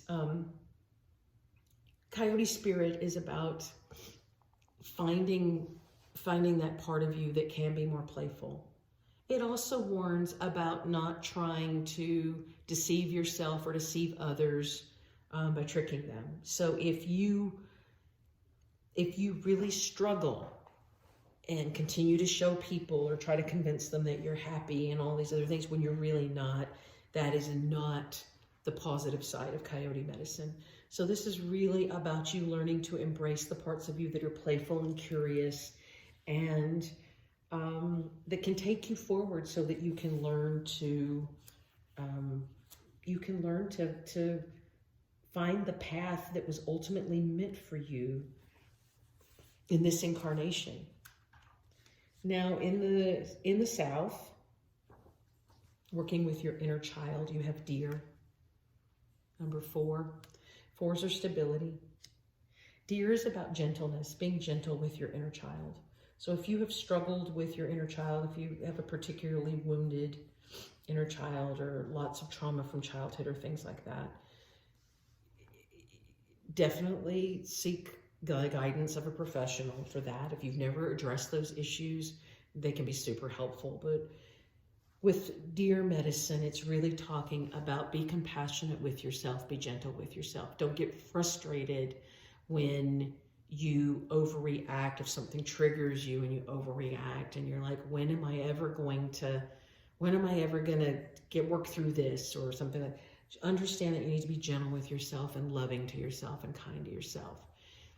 Your inner child wounds happen because of the way things that go on in the world around you when you're young and how you respond to those or how you react to those, whatever your perception, whether your perception's on the money or it wasn't, it was just misperception. And it doesn't matter. It's not about blaming or shaming or bullying yourself or anyone else. It's really about being compassionate with yourself, being gentle with yourself, and allowing yourself to heal in a gentle and beautiful way. Now, in the West, where we have the introspection and how to create your goals, we have antelope medicine. And antelope medicine is about action, taking action, going within. If you haven't done that soul work, if you haven't done the work with working with a counselor or psychologist, or you haven't worked through your shadow, done your shadow work or things like that, in order to find the spiritual being within, the person you're meant to be, that's what antelope medicine is asking you to do. Antelope is telling you that it's not enough just to stand by the wayside and expecting change to come because you're wandering through life. Is that you're going to have to seek this out, and you're going to have to make definitive decisions and definitive changes in order to bring about the change that you want, in order to meet those goals that you have within, and to be the person, you know, to be the person or fulfill whatever role that you really have chosen to, or you think you've chosen to do in life. It's about finding that wholeness and strength through doing, learn, do. I had a professor in graduate school who was like, instead of like, it was like, learn, yes, but then do. You have to do it. Make it practical. Put it into action. In the north, your integration medicine totem is the swan. And swans are really about grace. And it's about the feminine aspect of your energy field. Doesn't matter if you're male or female or whatever whatever gender or non-gender you identify with. It has nothing to do with sex or gender, and everything to do with energy. And this is about the feminine aspects of the energy. If you don't like the word feminine, then think of it as your receptive energy, as your the energy of receiving, of compassion, the energy of taking in. It's really about receptive energy. Little poem says, swan, the power of woman entering sacred space, touching the future yet to come, bringing eternal grace. How beautiful is that? So eternal grace, that's part of that going with the flow. Just being your graceful self and understanding that you are magical and special and beautiful. And swans have that sort of that allure of being very special and beautiful. You know, swans, in terms of relationship, and this is only going to be for some people, but swans are one of just a handful of animals that mate for life with a single other animal.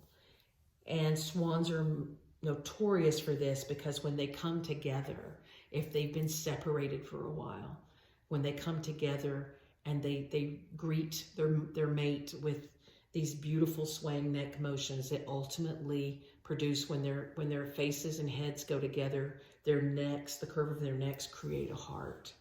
And it's really beautiful, and it's really very special. So for some of you, this is just a reminder that there is a perfect partner coming in for you if they're not already here.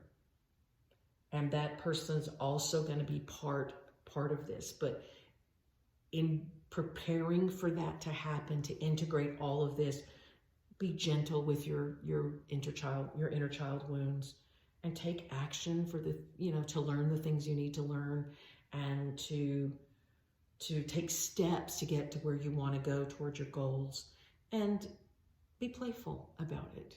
Find your joy energy and be playful. All right.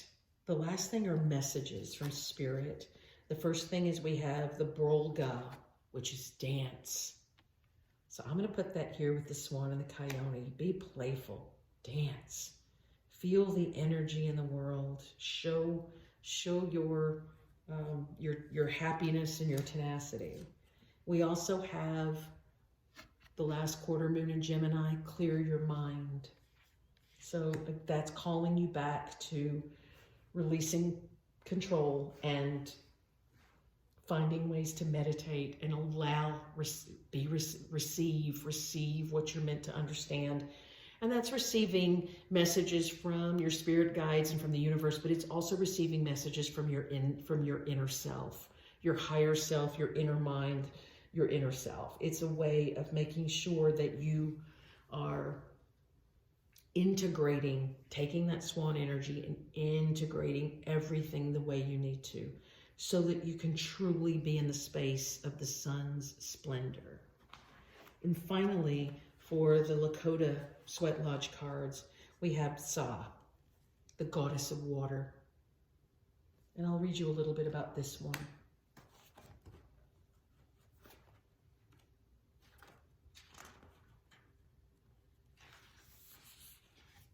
This is about uncovering.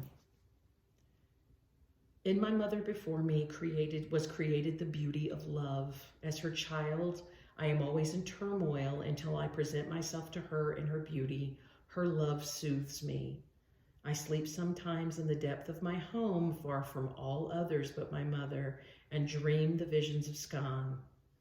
I awaken restless and troubled until I turn to her again, and all becomes beauty. I listen to her heartbeat, which unites us all. I give to you the power of transforming emotions. Bring your troubles to love through me, for I have her ear and I know your turmoil. So this is about using your emotions and living through love. And emotions are turbulent. We already had this down here with the spirit of water, remember? So this is really about understanding that through the emotions of water, that we find learning. And even though sometimes emotions are scary and make us feel out of control and all of those things, it's a natural part of the heart and the mind to experience emotions. And the soul is what sifts through those ideas, those thoughts, those feelings, those emotions, and allows us to learn from that, to gain new perspective, and to gain the understanding that we need to move forward as an independent, glorious being of light in the sun's splendor. So find your balance, group 3. Understand that you have so many beautiful things about you, the most important of which is recognizing that your emotions are required to balance out the need to control, and that you don't have to give up yourself or overgive of yourself in order to make peace with others. Remember that giving and receiving is exactly that, a two-way street. And so find yourself and find your joy. Be who you were always meant to be. Clear your mind, find gentleness with yourself. Understand the flow of water within, the emotions within. And it will lead you to your awakening to become the person that you were always meant to be.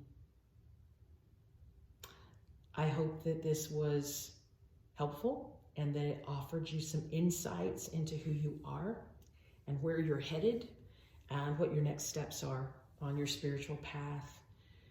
Thank you so much for joining in. Please like and subscribe if you found this helpful. And if you enjoyed a shamanic message, having a shamanic journey type message, I would love to hear that in the comments. It just helps me to tailor things. These are not the only kinds of messages I'm going to be doing. I'll be adding some other types as well, but I'd love for you to chime in and let me know if it's a good thing, if you enjoyed it, and help me get these messages of healing and hope and empowerment out to everyone. Everybody in our world today deserves a shot at peace and joy and happiness and self-actualization in order to become the divine being they were always meant to be. So thank you so very much. I wish you the coming weeks of joy and peace and many blessings. Thank you, group 3. Bye-bye. Hello, group 4. So some interesting thing happened when I was getting ready to record for you guys.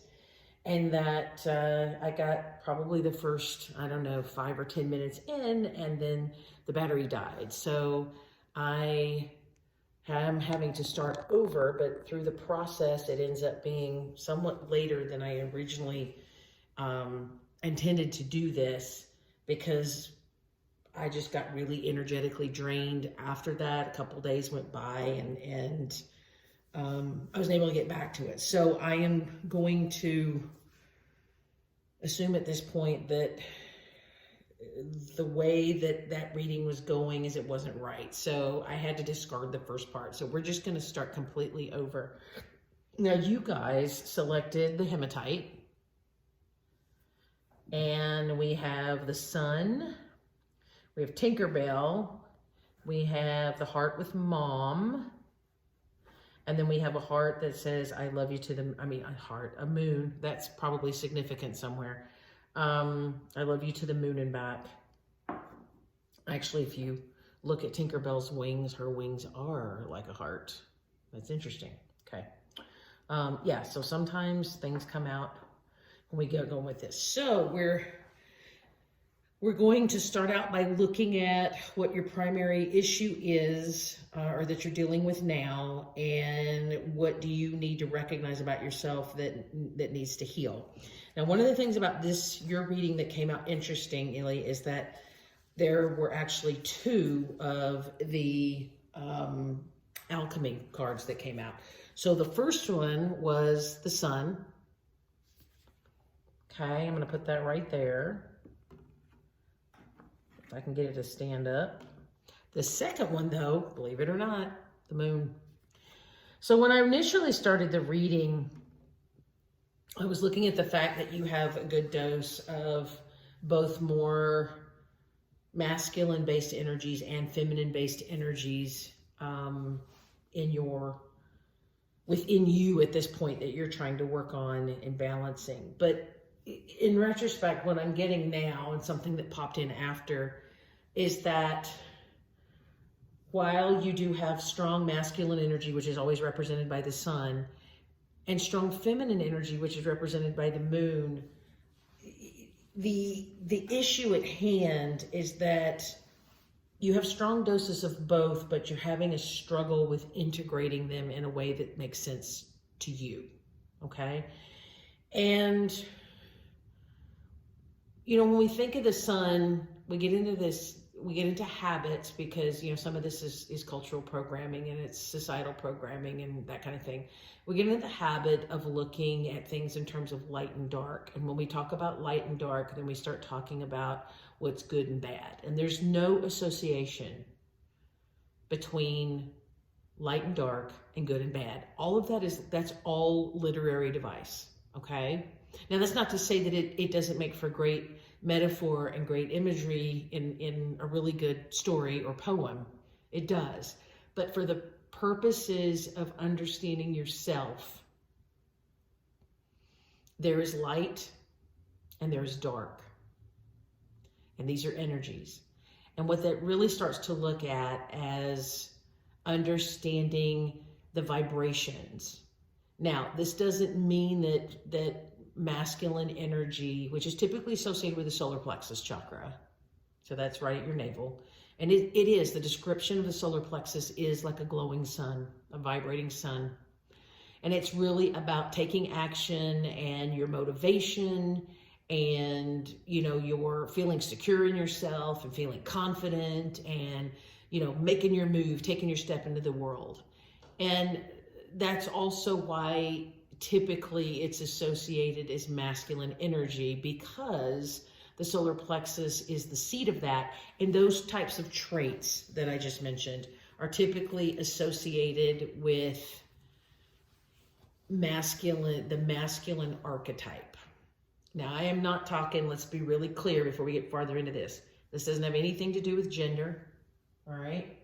Right now, gender is kind of an ugly word, I think. People are getting nasty about it. This has nothing to do with your gender. So this is not about looking at your body or looking in the mirror or looking at yourself within and seeing what you resonate with. It has nothing to do with that. These are just frequencies, okay? Vibrational frequencies. And since the solar plexus is what it is, it vibrates at a higher frequency. When it's working well, it vibrates at a higher frequency.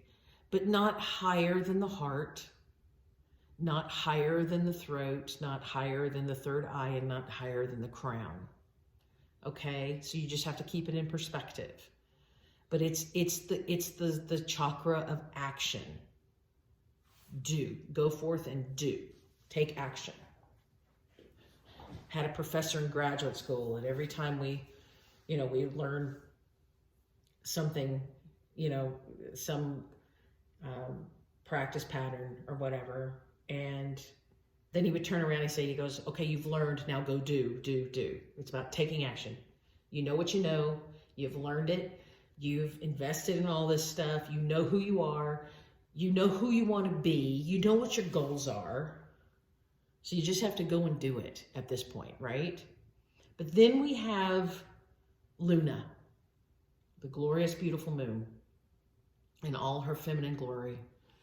And the moon, you have to remember, even in tarot, moons tend, the moon card and the Rider-Waite-Smith, really in any deck, tends to be associated with things that are hidden, or with shadows, or with, the unknown, the subconscious, all of these other things. Again, some of that is based on literary metaphor, okay? Think about what the moon really does. She's there in the sky.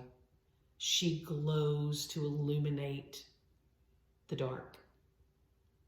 And when she's full, she really illuminates the dark, even though that illumination is caused scientifically or astronomically, or whatever you want to do it, physically, because it's a reflection of the light of the sun on the opposite side of the earth.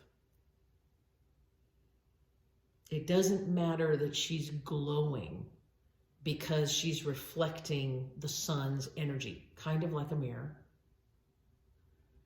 The point is that she's glowing to still provide a light in the dark. And feminine energy is a lot like that. Remember, feminine energy is associated with the High Priestess. And in this case, this card is a 2, just like the High Priestess is. So it's associated with the High Priestess, which is about intuition, which is about being able to use your intuitive self, your subconscious gifts, your subconscious memory, to be able to see, and I'm using see in quotes, okay? Here, the air quotes, right? To be able to see where to go next. But the other beautiful thing about the moon and feminine energy is that as the moon changes, the sun is always a big ball of light, right? But the moon changes depending on where the sun is. Sometimes she is a waxing crescent. Sometimes she is full. Sometimes she's a waning crescent. Sometimes she's dark. And when she's dark, it doesn't mean that she's bad or negative or any of those other things. It means that she's cycling through her energy fields. And that's the way feminine energy tends to work. Okay? Now there's obvious components of that are reflected on the biology of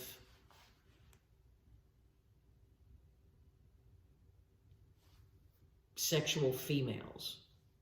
But I don't want you to get caught up in that, okay? Don't get caught up in the cyclic stuff. Just get caught up in the idea that you have the sun that is in your face. Take action. You see everything. You can do this. You're pumped. You've got this. Move forward. And then you've got the beautiful subtlety of this glorious moon that talks about there's more to this than that. So it's really talking about taking action with discernment. when you get something, an offer, when you get a chance to do something, it's not about being indecisive, which is where this can go. When these energy fields are out of balance within us all, that's where it can go as indecisive. Because this solar plexus energy wants to take, I want to take charge, I want to do it, I want to do it, I want to do it. And then you've got this glorious subconscious moon energy that goes, ooh, wait, what if, or, maybe we should think about this because I'm picking up other stuff that we don't see. There's a hint of something else. So it's about moving forward, but doing it with discernment. And it's about finding the balance between those energies. Now, it doesn't mean that they're going to be in perfect harmony every day of the week. There's going to be some days when you are in your face, let's go. And some days when you're more, I'm doing a longer meditation today, or I'm going to daydream for longer today because I feel like there's something within that I need to understand. And that's the beauty of being human right there, having the option. So if you're in a spot where you're spending a lot of time daydreaming and doing your meditations, if you have your own intuitive gifts, your empathic gifts, psychic gifts, whatever you want to call them, just understand that that's all beautiful stuff, but you get to a point where you need to turn all of that introspection and all of that information that you've gleaned on what's hidden or obscured or what's lying in the shadows, you need to turn that into something actionable in order to move forward in your life. Likewise, if you are Action Jackson, go, go, go, go, go, I got this, I'm confident, I'm doing this, and you do it at the expense of not finding introspection, of not finding moments to listen to what's going on within, to that beautiful inner voice that we have, then you can completely run roughshod over that inner voice, and you'll miss cues that you're getting from the universe, from spirit, from your own subconscious. And our subconscious is vast. Carl Jung talked about the collective unconscious, but a lot of that bleeds over into metaphors and archetypes that we see consciously in the world, like these two. It also has to do with, it bleeds into that subconscious where we pick up on it in intuitive and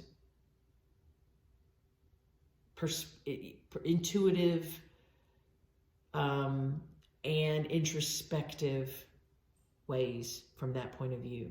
You need both energies. Ideally, they work in harmony.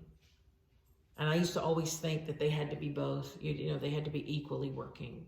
But that's what's come to me in the last 48 hours, is that they don't have to be working equally. They don't have to be exactly the same within you at all times. It has to do with understanding when it's appropriate to discern and be introspective, and when it's appropriate to take action and do.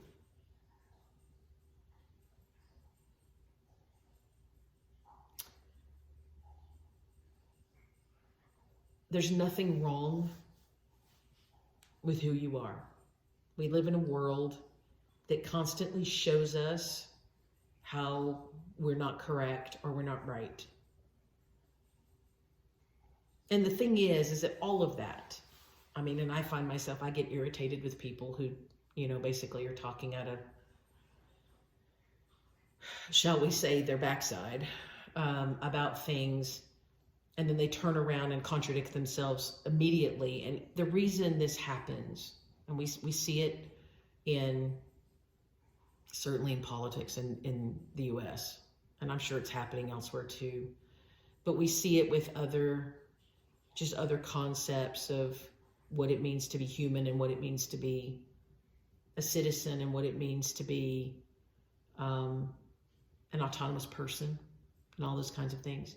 And understand every bit of that is coming from hurt. When you have that person who rains on your parade or tries to stomp on what you know is your inalienable right to be who you are. That's coming from a person who is taking action when they haven't done the introspection because they're afraid of their own introspection. You know, there's a reason to, and I know I'm going off in places, but hey, I gotta go where the universe tells me to go, where the spirits tell me to go. A lot of times in the past, you know, people will ask the question, and we're coming back to literature. So obviously literature fits in here for some of you. There's something about literature, whether that means that you like books and you read a lot, or you have degrees in literature, or you're meant to write a book, or whatever. I don't know what it is. And that's you're going to know if that's you. Okay. But if you go back and look at the genre of stuff that's a lot of us that are spiritual or intuitive, or who are, shall we say, outside the norms of conventional religious dogma and things like that. If you go back and you look at suspicious and why people become suspicious, and if you think about all of the things, whether somebody was labeled as a witch or somebody's labeled as a vampire, or this whole suspicion around bats and black cats and all of these other things. I mean, a cat is a cat is a cat. Cats are very spiritual. You know, it's said that cats have half of themselves in this world and half of themselves in the other, in the spirit world. And since I'm a little like that my whole life, I kind of understand that. But if you wonder why all of these associations became what they have, why they show up in literature as negative things, or the occult. Occult only means hidden. That's all that word means. Pagan means on the outside. That's all it means. But these words have been co-opted to mean other things, to be judgments and to invoke fear in the masses. But the reason, if you look at all of those things, where I'm going with this, and this isn't a lesson in religion or politics, I promise. But when you look at all of those things, they kind of, the words, things that go bump in the night, sums them up. All of those beings, whether they are real or unreal, not real, whether they are literary devices, or they're based on actual practices from the past, or they're based on true practices that can persist today. We're not going to debate any of that, okay? But the reason they were labeled and continue to be used in genres of literature and filmmaking and television shows that are about the forbidden, whether that's the horror genre, or if it's, you know, stuff that tends to get over-sexualized or whatever. The reason the thing that they all have in common is that they're associated with night. Now, why is that? The reason that there are so many people in the past who feared the night. I mean, there were some obvious practical reasons for fearing the night. If you couldn't see where you were going, you know, you can get spooked by anything, including your pet cat in the dark if you don't know where you're going. But that all comes back to this idea of Luna, things that are hidden in the shadows. There are so many people throughout history who have become so terrified of going within and really looking at their subconscious and going with their intuition, that they've turned it, instead of understanding that it's an absolute part of your ability to discern how to move forward in life, or how to play the game, or whatever you want to call it. It's about being afraid of what's hidden in the depths, because sometimes what's hidden in the depths of our hearts and our souls and our minds contradict what we've been told is the right way to do things, or the only way to do things, or the appropriate way to do things. Nighttime, darkness, all of those things create fear in a lot of people.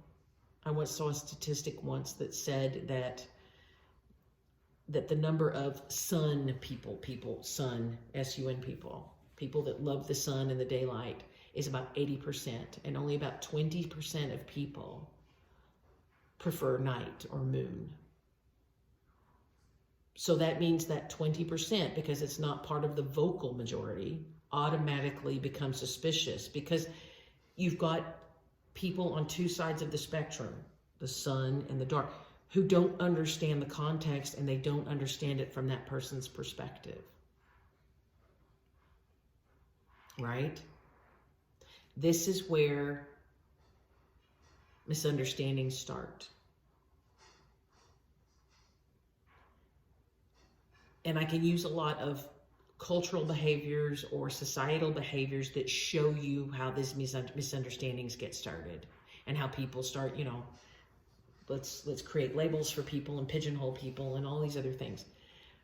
But that's not really the point of this reading. The point of this is that you have these two beautiful energies. Don't pigeonhole yourself, okay? Don't go with this just because everybody around you says, oh, you got to do this, you got to be confident, you got to take action, you got to do da-da-da-da-da, you got to run the rat race, whatever.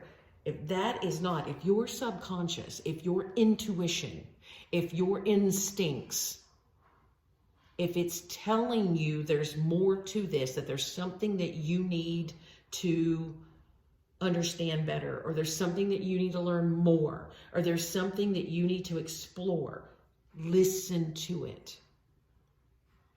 Just because the moon provides light in the sky as a result of catching the reflection off the sun's rays, doesn't make her less powerful.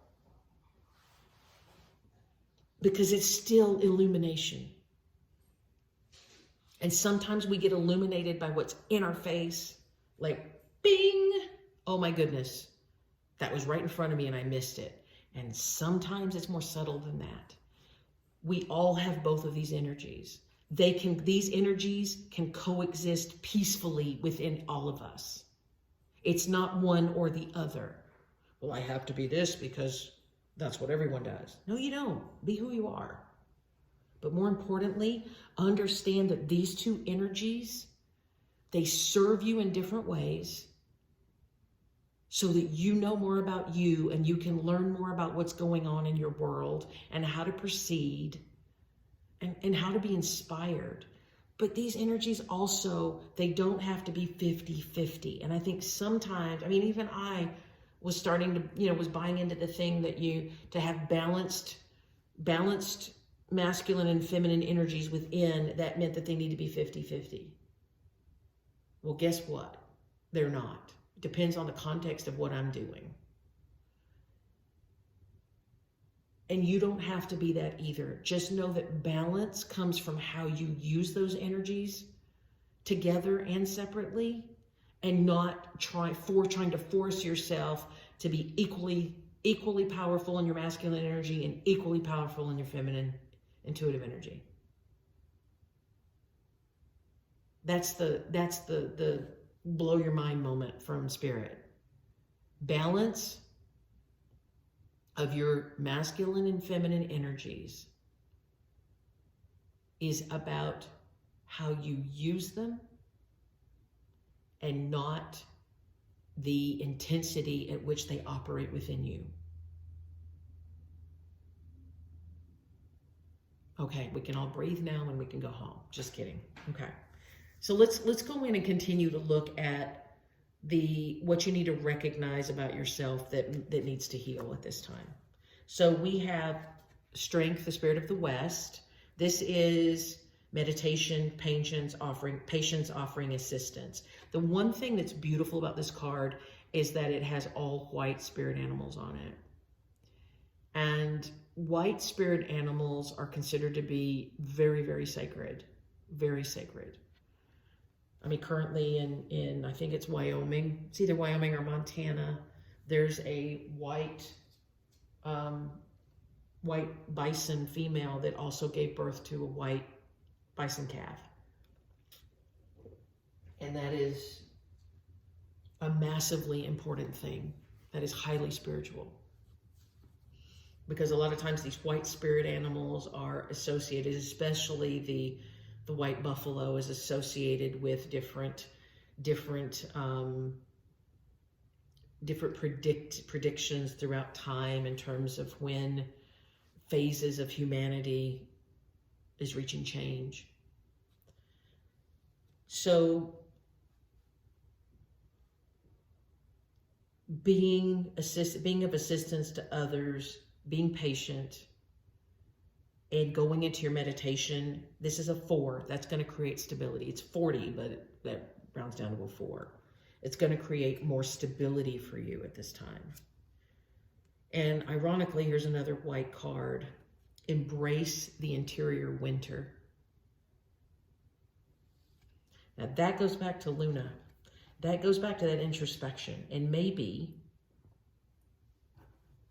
that's been a struggle, is that every time you go back in to really look within, you don't like what you find, or it feels scary, or it feels cold, or it feels frozen, and you don't feel like you're working with it. And I'm also picking up with these charms that maybe things you've wished for that, but it doesn't seem to happen. Or maybe this is somehow related to, energetic ties with a mother figure. Maybe you're meant to tap in with your mother if she's on the other side, or maybe you had a mother that taught you to be tough and really just focus, because she was trying to protect you, to focus on this sun-based energy, the action energy, instead of the intuitive energy. This card is looking at recognizing within, and then now they're moving. And finding, you see there's a dove there. When you recognize whatever feels cold or dead or frozen or uncertain on the inside, it's time to make peace with that, with this beautiful white dove, and move forward. It's time to make peace. And if that's fear, same thing. And that's not to say that fear is not valued. Fear can teach you a lot. In our ancestors, are not as modern ancestors, fear was the one thing, fear of predatory critters, is what kept them alive. They had a respective health. They realized that the big saber-toothed tiger was not the house cat, right? And then it had those big fangs for a reason. So fear can be valuable, but once it starts to take over and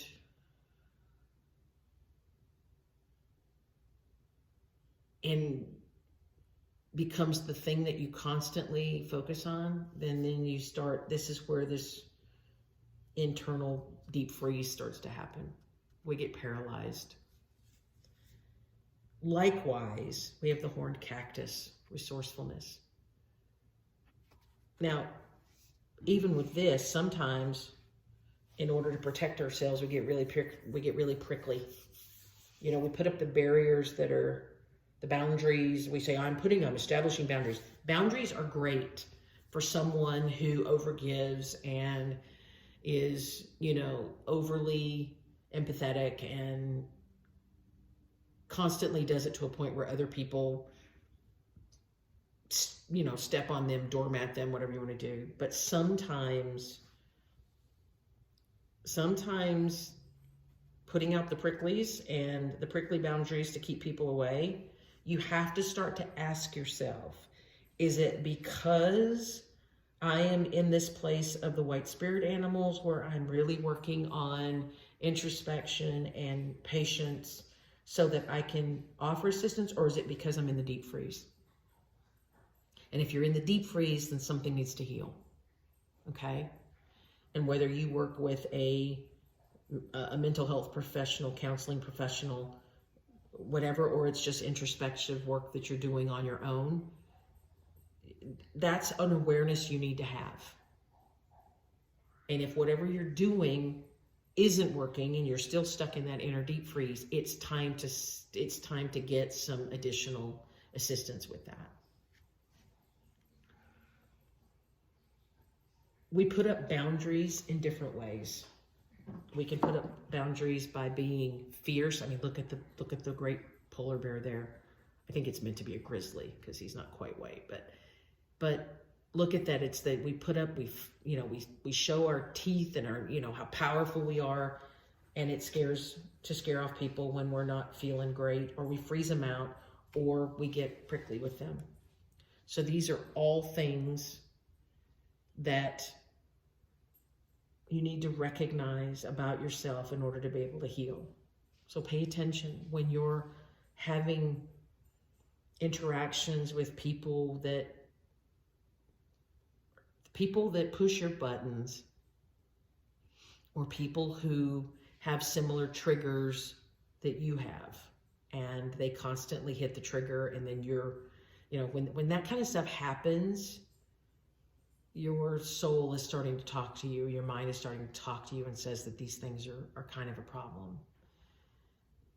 Pay attention to when you're interacting with others. Do you immediately put on the deep freeze, or put out the pricklies, or put on your fierce face before you go out and deal with people because you kind of have this fear that they're just going to go there? They're going to push the button? Remember that no is a complete sentence. If there are people in your life that do that to you, you are allowed to say no. If they say, oh, you want to come over and do that, you can say no.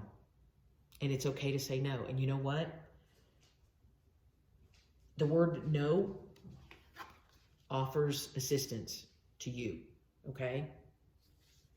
You don't have to justify why you say no. You don't have to make up something dramatic and go, oh, well, I don't feel well, or blah, blah, blah, blah, blah.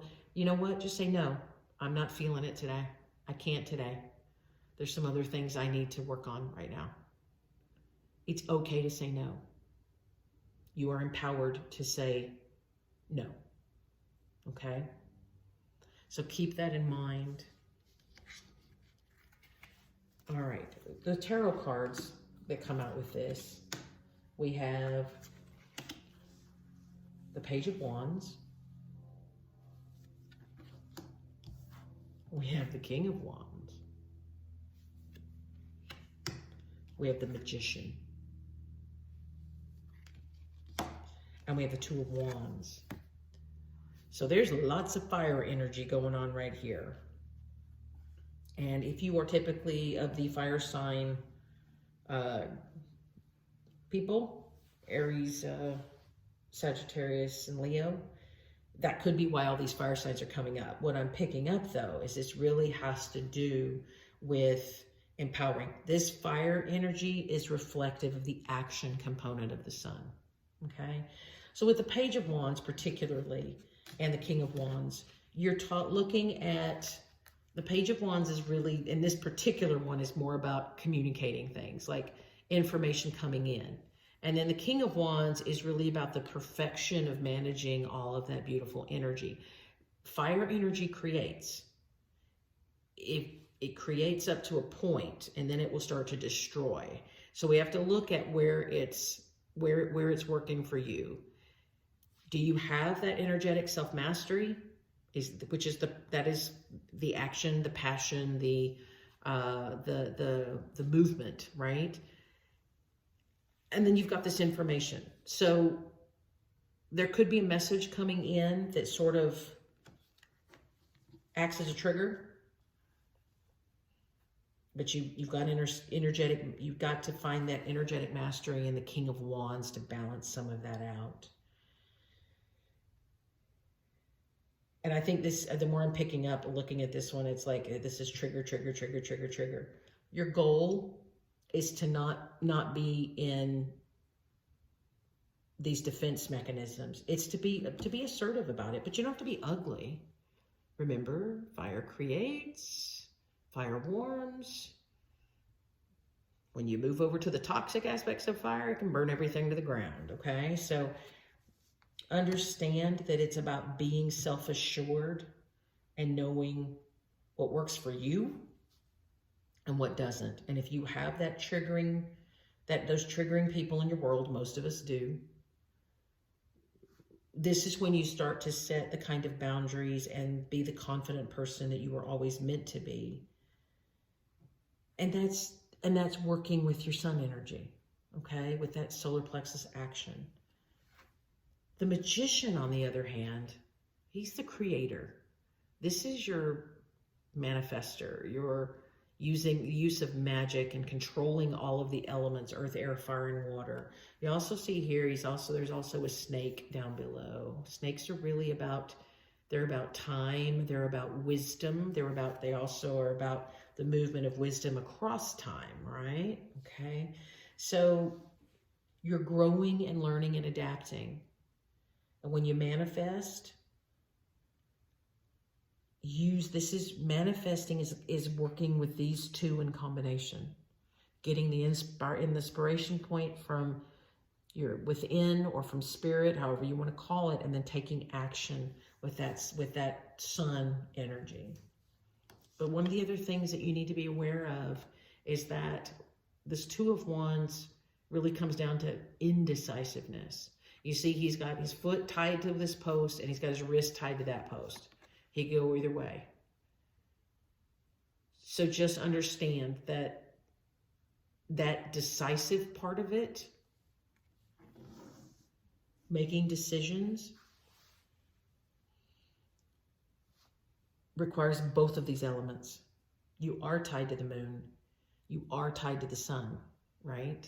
You're tied to your masculine energy. You're tied to your feminine energy as well.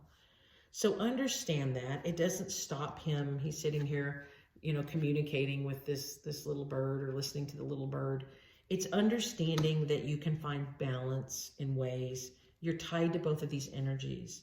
So figure out what it means to use them in a balanced way. And just understand that they don't have to be 50-50 in terms of how you use them. What they have to be is used appropriately in the right circumstances. And you have to feel good about using both of those. You can't be afraid of one of them, right? Just the King of Wands, he's your embodiment right now. Your power, your energetic mastery, okay? All right, the next thing is, what will be the best action for me to take to heal these things? We have Intikana, the child of the light. So what's beautiful about this, you see she's holding an athame or a wand, really a wand probably, that's tapping in. It's tapping into the universe. You have the moon present. You also have the sunlight present as well. So she's tapping in to those energies where they're balanced. In this case, she's tapping into the sun energy a little more because it's ready to take action. The child of the light, a 33. 33s break down into 6s. This is about it's reciprocity or equal giving and receiving, right? Some of us tend to overgive, hoping to get, when in fact what we need to be is open in order to receive while we give, okay? There's also the butterfly. Butterflies are about transformation. You have the cycles of the moon, the full moon, releasing. You see how she's just gloriously tapping into all of that universal energy. There's also the Dreamcatcher, which is the Dreamcatcher reflects the night, the active, finding what's active within, the information that you filter in from your dreams, from the universe, from your psyche, and then this butterfly is the transformation that comes from all of that information. So this is about, again, it just goes back and reinforces this beautiful stuff with sun and moon, is that these energies are within you and they are mega creative. I mean, she's doing the same way. She's doing the same thing with her wand that the magician is. See, they both have them pointed up. The difference is she's surrendering to it and he's mastering control of it. So this is more of the sun-oriented stuff. He's manifesting and using control or self-mastery to work with all the elements of the universe, and she's surrendering to the divine in order to create transformation. So the subtle, the action, okay? It all comes back to both. It just depends on what's appropriate and when it's appropriate. And that's when you need to really look within to understand it. All right, let's look at how can I transmute this challenging energy into something empowering for me? And that's part of this, but let's look at these tarot cards as well. Oh no, wait, they're not coming up. Sorry, I got my things out of order. We have Spirit of Fire. See, there's fire all over this reading today, guys. The Spirit of Fire. We have Wind, which is activation. It's beautiful. It's just, we're getting the same reinforcement of the same information over and over again. And we have the Zebra. Both stripes. Light stripes, dark stripes. But they're beautifully and seamlessly there, right?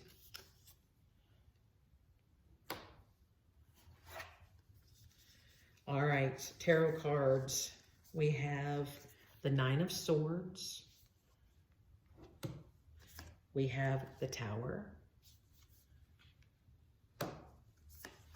We have the Ace of Swords. And we have the Ten of Swords. All right, so they're immediately telling me to switch these, okay? So we're talking about using this combination, this fire, this burning within to understand, but doing it in a way that's balanced, activating, and moving forward. Nine of Swords is really about overthinking. It's a lot of times it's the card of stress. When you see this in a typical Rider-Waite deck, you see the woman sitting in bed holding her head and there's all those swords everywhere. It's like the nightmare card, right? So this is about overthinking it, worrying. It's about the worry action, the over-analysis, analysis paralysis, being freaked out on your own dreams. It's just one of those things where we're creating sort of a self-fulfilling prophecy, particularly by overthinking, by overutilizing the mind, okay, by ruminating and doing things like that. The Tower, on the other hand, the lightning bolt comes from the sky, right? So this is spirit giving divine intervention. And remember, we talked about fire does two things. Fire is the energy of creation. It also is purification. But if it's too much, then it burns things to the ground. So this is just spirit's way of saying, look, we're going to shake this up for you. We got your back. We're going to shake this up for you. And you notice down below, you have all of these others. Look, on this part of the ground, it almost looks like a claw, like you're being eaten up, or fang. And so what this is spirit coming in to sort of send that lightning bolt. It's going to burn the tree, and the tree is going to transform chemically into something else. Now, that doesn't mean you're going to get burned. Please don't read into that literally. This is metaphor. This is about changing your foundation, right? It's a tree. It's your foundation. It's about helping you to see that your foundation, A, can withstand pressure and stress. I mean, look at the tree. It's not falling over. It's not burning all the way to the bottom. It's just this fire, this lightning bolt is creating fire that's getting rid of the thoughts and the confusion, all this stuff created by this Nine of Swords, right? It's purifying some of that and getting rid of it, but your foundation is still there. Why? Because you've built it. You've built a strong foundation. You have it. It's just going to change up a little bit the way you think and the way you act, the way you move forward. And by act, it's not your behavior. It means how you move forward in this sun energy, right? It's just changing the energy field a little bit. Now, right about now, my ears are starting to get a little, I'm getting like almost a ringing in the ear. And that's telling me that there's somebody that doesn't want to hear that. Okay? That they don't want to hear about transforming the way they do things. Understand, when you're ready, all of this stuff is easier to do. If you're terribly afraid of having to be something different or be someone different or move away from your own securities, I mean, that's growth, both fortunately and unfortunately. But at the same time, if it's something that's really creating fear and stress and anxiety, please seek out professional help to help you manage those feelings and emotions, because sometimes a practical avenue comes back to the sun energy. Sometimes a practical method is needed from working with a professional to deal with a lot of these subtleties within, or a lot of these thoughts within. Okay. Now, as the tower comes through, the next thing that happens is the Ten of Swords, right? It's over. Sometimes it's overkill. I mean, couldn't you get the rat with one sword? Why do you need 10? But it's basically the conclusion of a cycle. Somebody's choked up too, because I just did that. So take a breath. Nice, even, deep breath through your nose. And then sigh it out. And let your shoulders just relax. Just breathe. Breathe. This is not meant to be earth-shattering. It's not meant to invoke fear. It's just giving you some perspective and then some tools that you need or that you could benefit from to move forward and understanding your path. Spirit doesn't come in to try to freak you out. Well, they don't. I mean, usually, right? But this is all meant on how you receive it. Just receive the information and keep moving through your meditation and calming, because look what happens now. This beautiful black sun has the Ace of Swords, or swan has the Ace of Swords. I said black sun too. That means something to someone, right? Black hole sun, won't you come and wash away the rain? Yeah, that's for somebody. That means something to somebody. You've got this beautiful black swan holding the sword of truth, the new beginning, the new start, powerfully. Look how powerful the swan is. He's confident. He's ready to go. This is about moving through a cycle. You've done the hard work. Allow Spirit to help you with the last little bit of the clearing, and then you're done. You move on, right? Which ancestors, deities, or beings are helping me? The honeybee, summer, back to joy and light. Well, that is a good thing. You know, honeybees are often associated with royalty, because honeybees kind of are in the embodiment of this idea of what used to be called divine right, but for monarchs, that's what gave them they said the God-given right to rule. But it's really about the wisdom that comes in. Honeybees work tirelessly together, and they work beautifully. And they do support their queen. They have to have a queen to keep the balance. She's the feminine energy, right? And then all the little drones, the little workers, they're all masculine. So they have to keep It's a way of keeping the balance and things. But the most beautiful part of this is that the honeybee is bask in joy and light. Your juju's coming back. You're getting back to joy and light.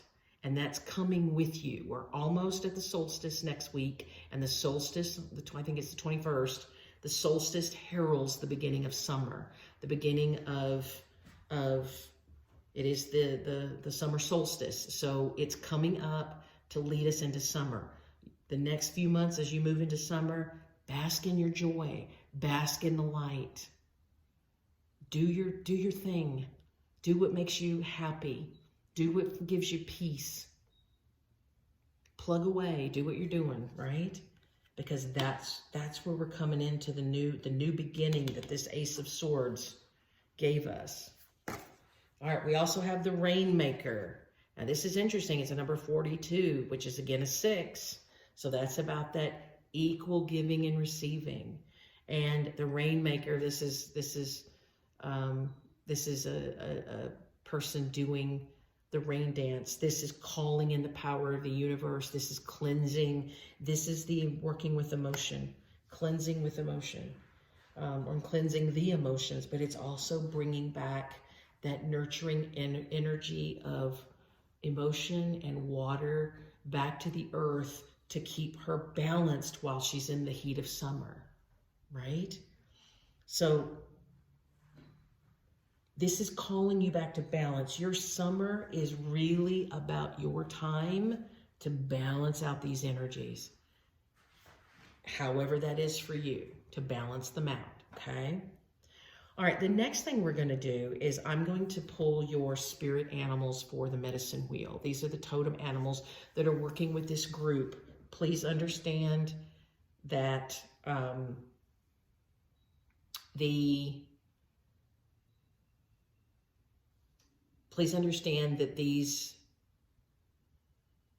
spirit animals may be different for you specifically, but as a whole group, I can only pull as a group, okay? We're going to look at, I'm going to pull out the actual book because I want to give you the specifics. So we're going to look at the card of the East, the totem animal of the East. This reveals where your spiritual strength lies and indicates the direction of your spiritual path. It can also show you challenges to you seeing clearly how you're headed, okay? The card of the South is described, it's teaching the inner child and helping to nurture you and teaching you to trust yourself.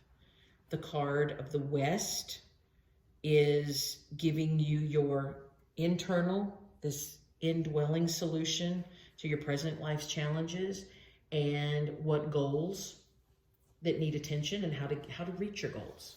So that's more about the sun. So again, we're balancing.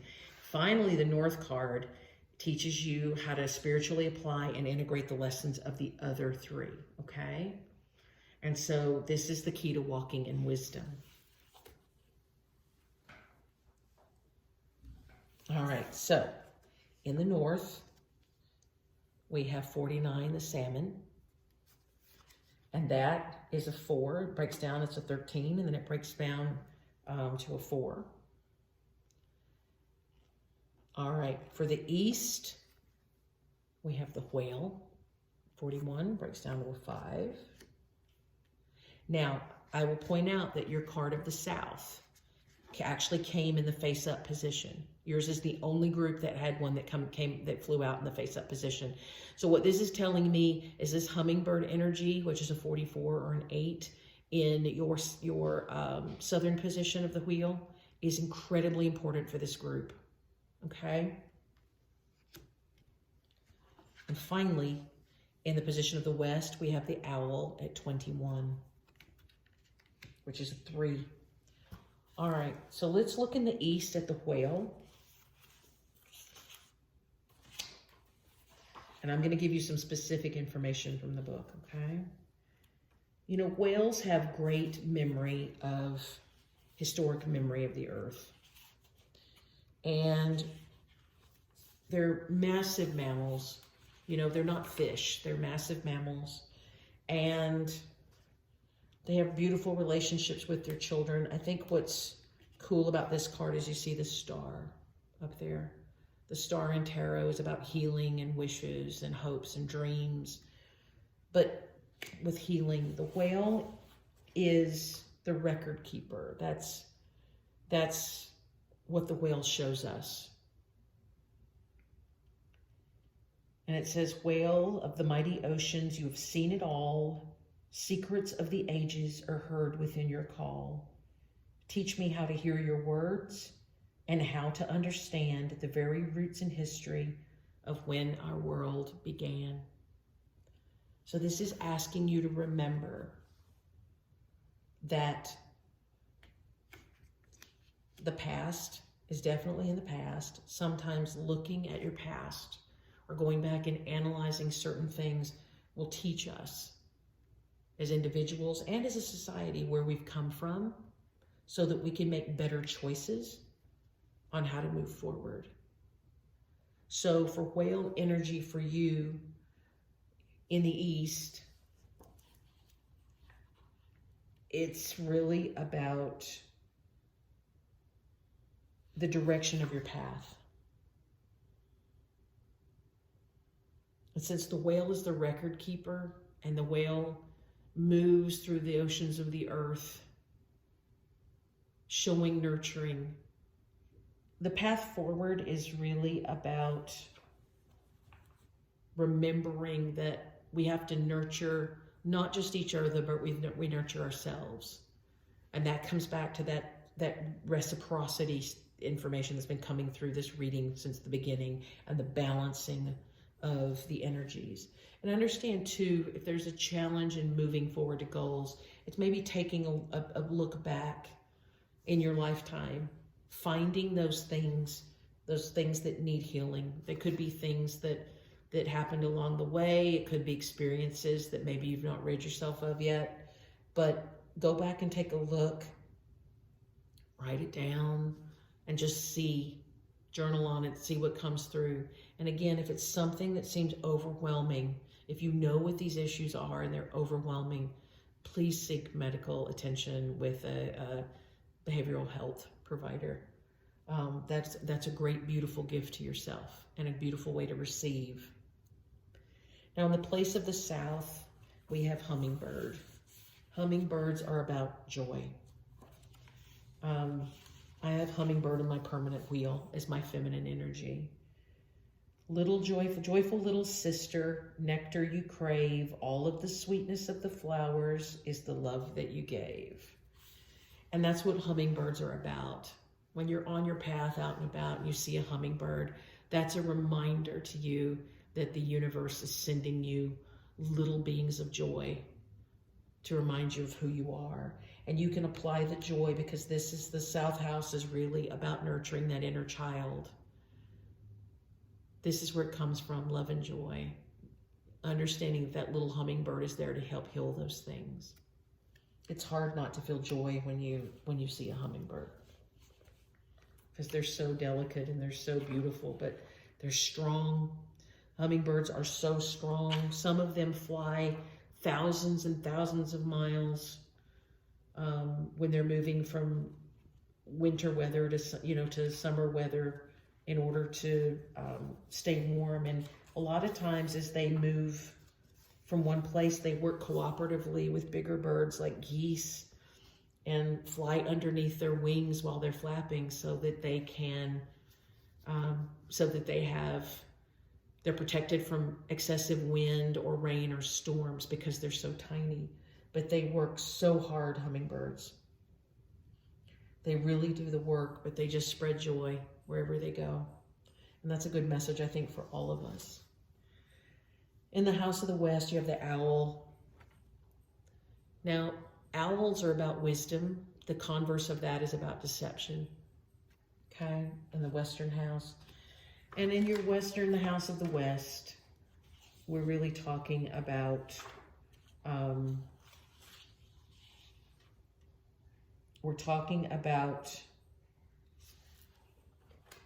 the internal messages that you have that give you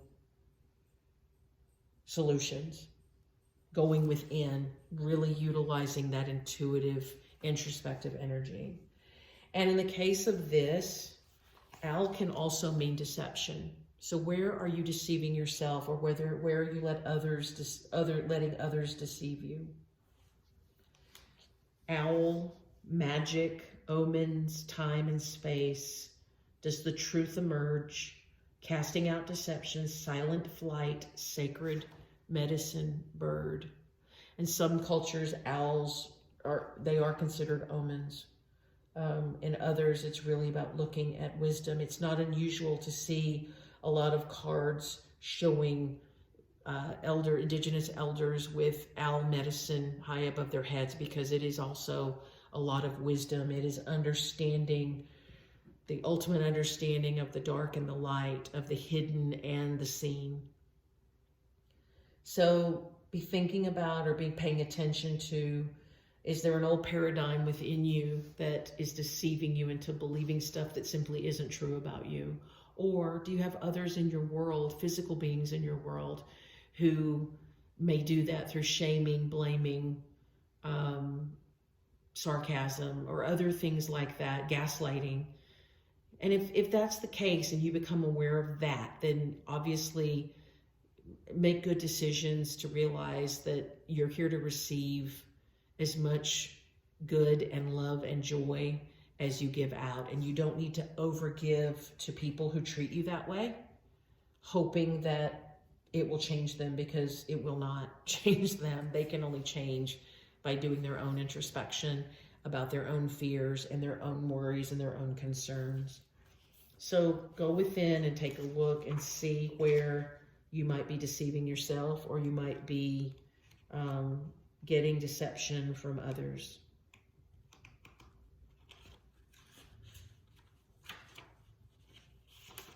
All right. The last one that you have in the House of the North is where you integrate these energies together and move forth with sort of assimilating all that information and helping yourself to create that discernment, right? Hang on just one second. Let's see.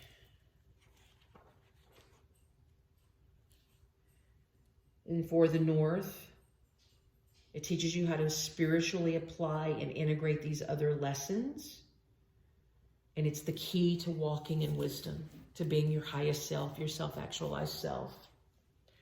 The Salmon is about wisdom and inner knowing. Salmon, keeper of inner knowing, illuminate all that I can see. Fill me with the love of learning, life's sacred wisdom offered to me. And this goes back to, again, blending, knowing when the introspection, when listening to within is the right thing to do in order to help you move forward. Finding the proper understanding for you and your circumstances, your spirituality, and then being able to, again, turn that into that actionable stuff that actually moves things forward in your life. It's really beautiful. Those are really beautiful cards. And to have the hummingbird show up, please remember joy is so important. And when you're feeling down, it's hard to feel joyful. I totally understand that. But at the same time, every time you see that hummingbird, it's hard not to smile and realize how beautiful they are and how delicate and dainty they are. So when you see whales, hummingbirds, owls, or salmon in your daily life, whether it's seeing one in the wild, it's seeing one in photos or on social media or in a book or anything like that, understand that spirit talking to you. That's your animal showing up to provide you that guidance. And if you have little statues of any of these, you can also put that on the place where you pray or meditate, and ask that animal to come to you and give you greater wisdom and help you to work through things, and they will do just exactly that. All right. As we get closer to the end of this reading, the last one is, what messages is Spirit sending to me? Reveal what needs to be seen. And that's that moon coming back in. The gray kangaroo, abundance. Keeping that mindset. And abundance, just it isn't about money, just about money or things. It's also about joy and happiness and being grateful for how you've been blessed already. You know, it's that analogy about some people are, you know, they see the glass as half empty. They focus on what they don't have. And so that's all they ever see. And then you have those who focus on the glass being half full. And if they see that it's half full, they're already acting abundantly because they're grateful for what's there in the glass, understanding that there's more room for more water to go into the glass. So just keep in mind to stay focused and abundant on these cards. The other thing that's interesting is that the gray kangaroo is also a card number 40. So you've had that 4 coming in over and over and over again for stability. And that's what they are, stability and security. And lastly, I'm going to give you a card here. I pulled one from the Lakota Sweat Lodge cards. And these are a little bit different. So you have Chanupa Wakan. This is the sacred pipe, the peace pipe, okay? And it's a card of 31, which adds up to a 4. So let me read you a little bit about the sacred pipe. And this is about prayer. It's about connecting with the divine. If you call that meditation or contemplation or introspection, all of those things apply.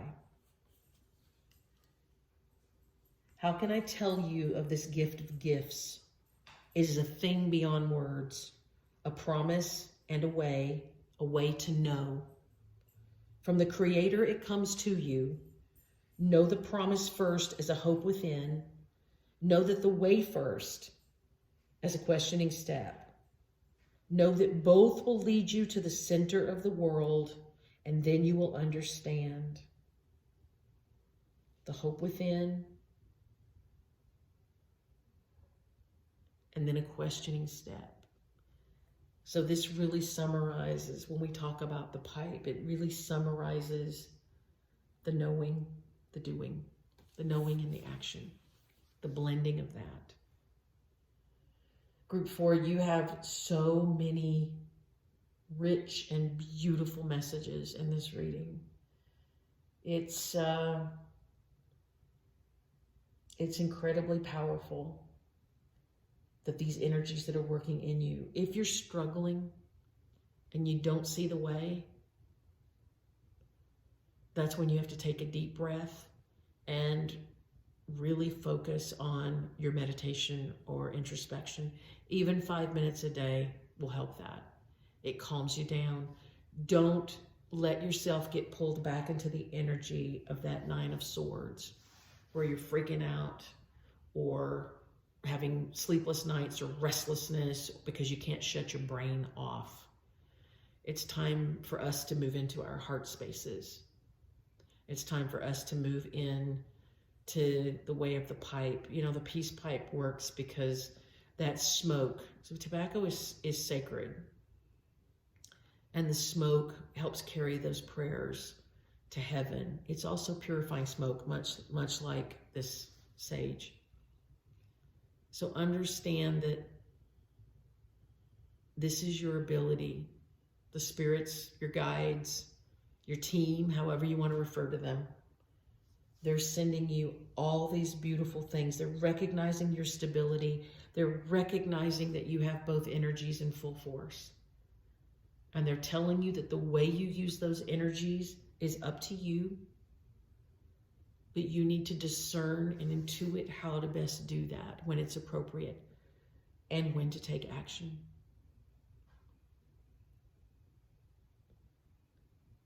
There are wonderful, beautiful things here, Group 4. I hope you've enjoyed this reading today. Thank you so much for stopping by the channel. If these messages resonate with you, please like, subscribe. It just helps me get messages out to everybody else who needs to hear these same types of things.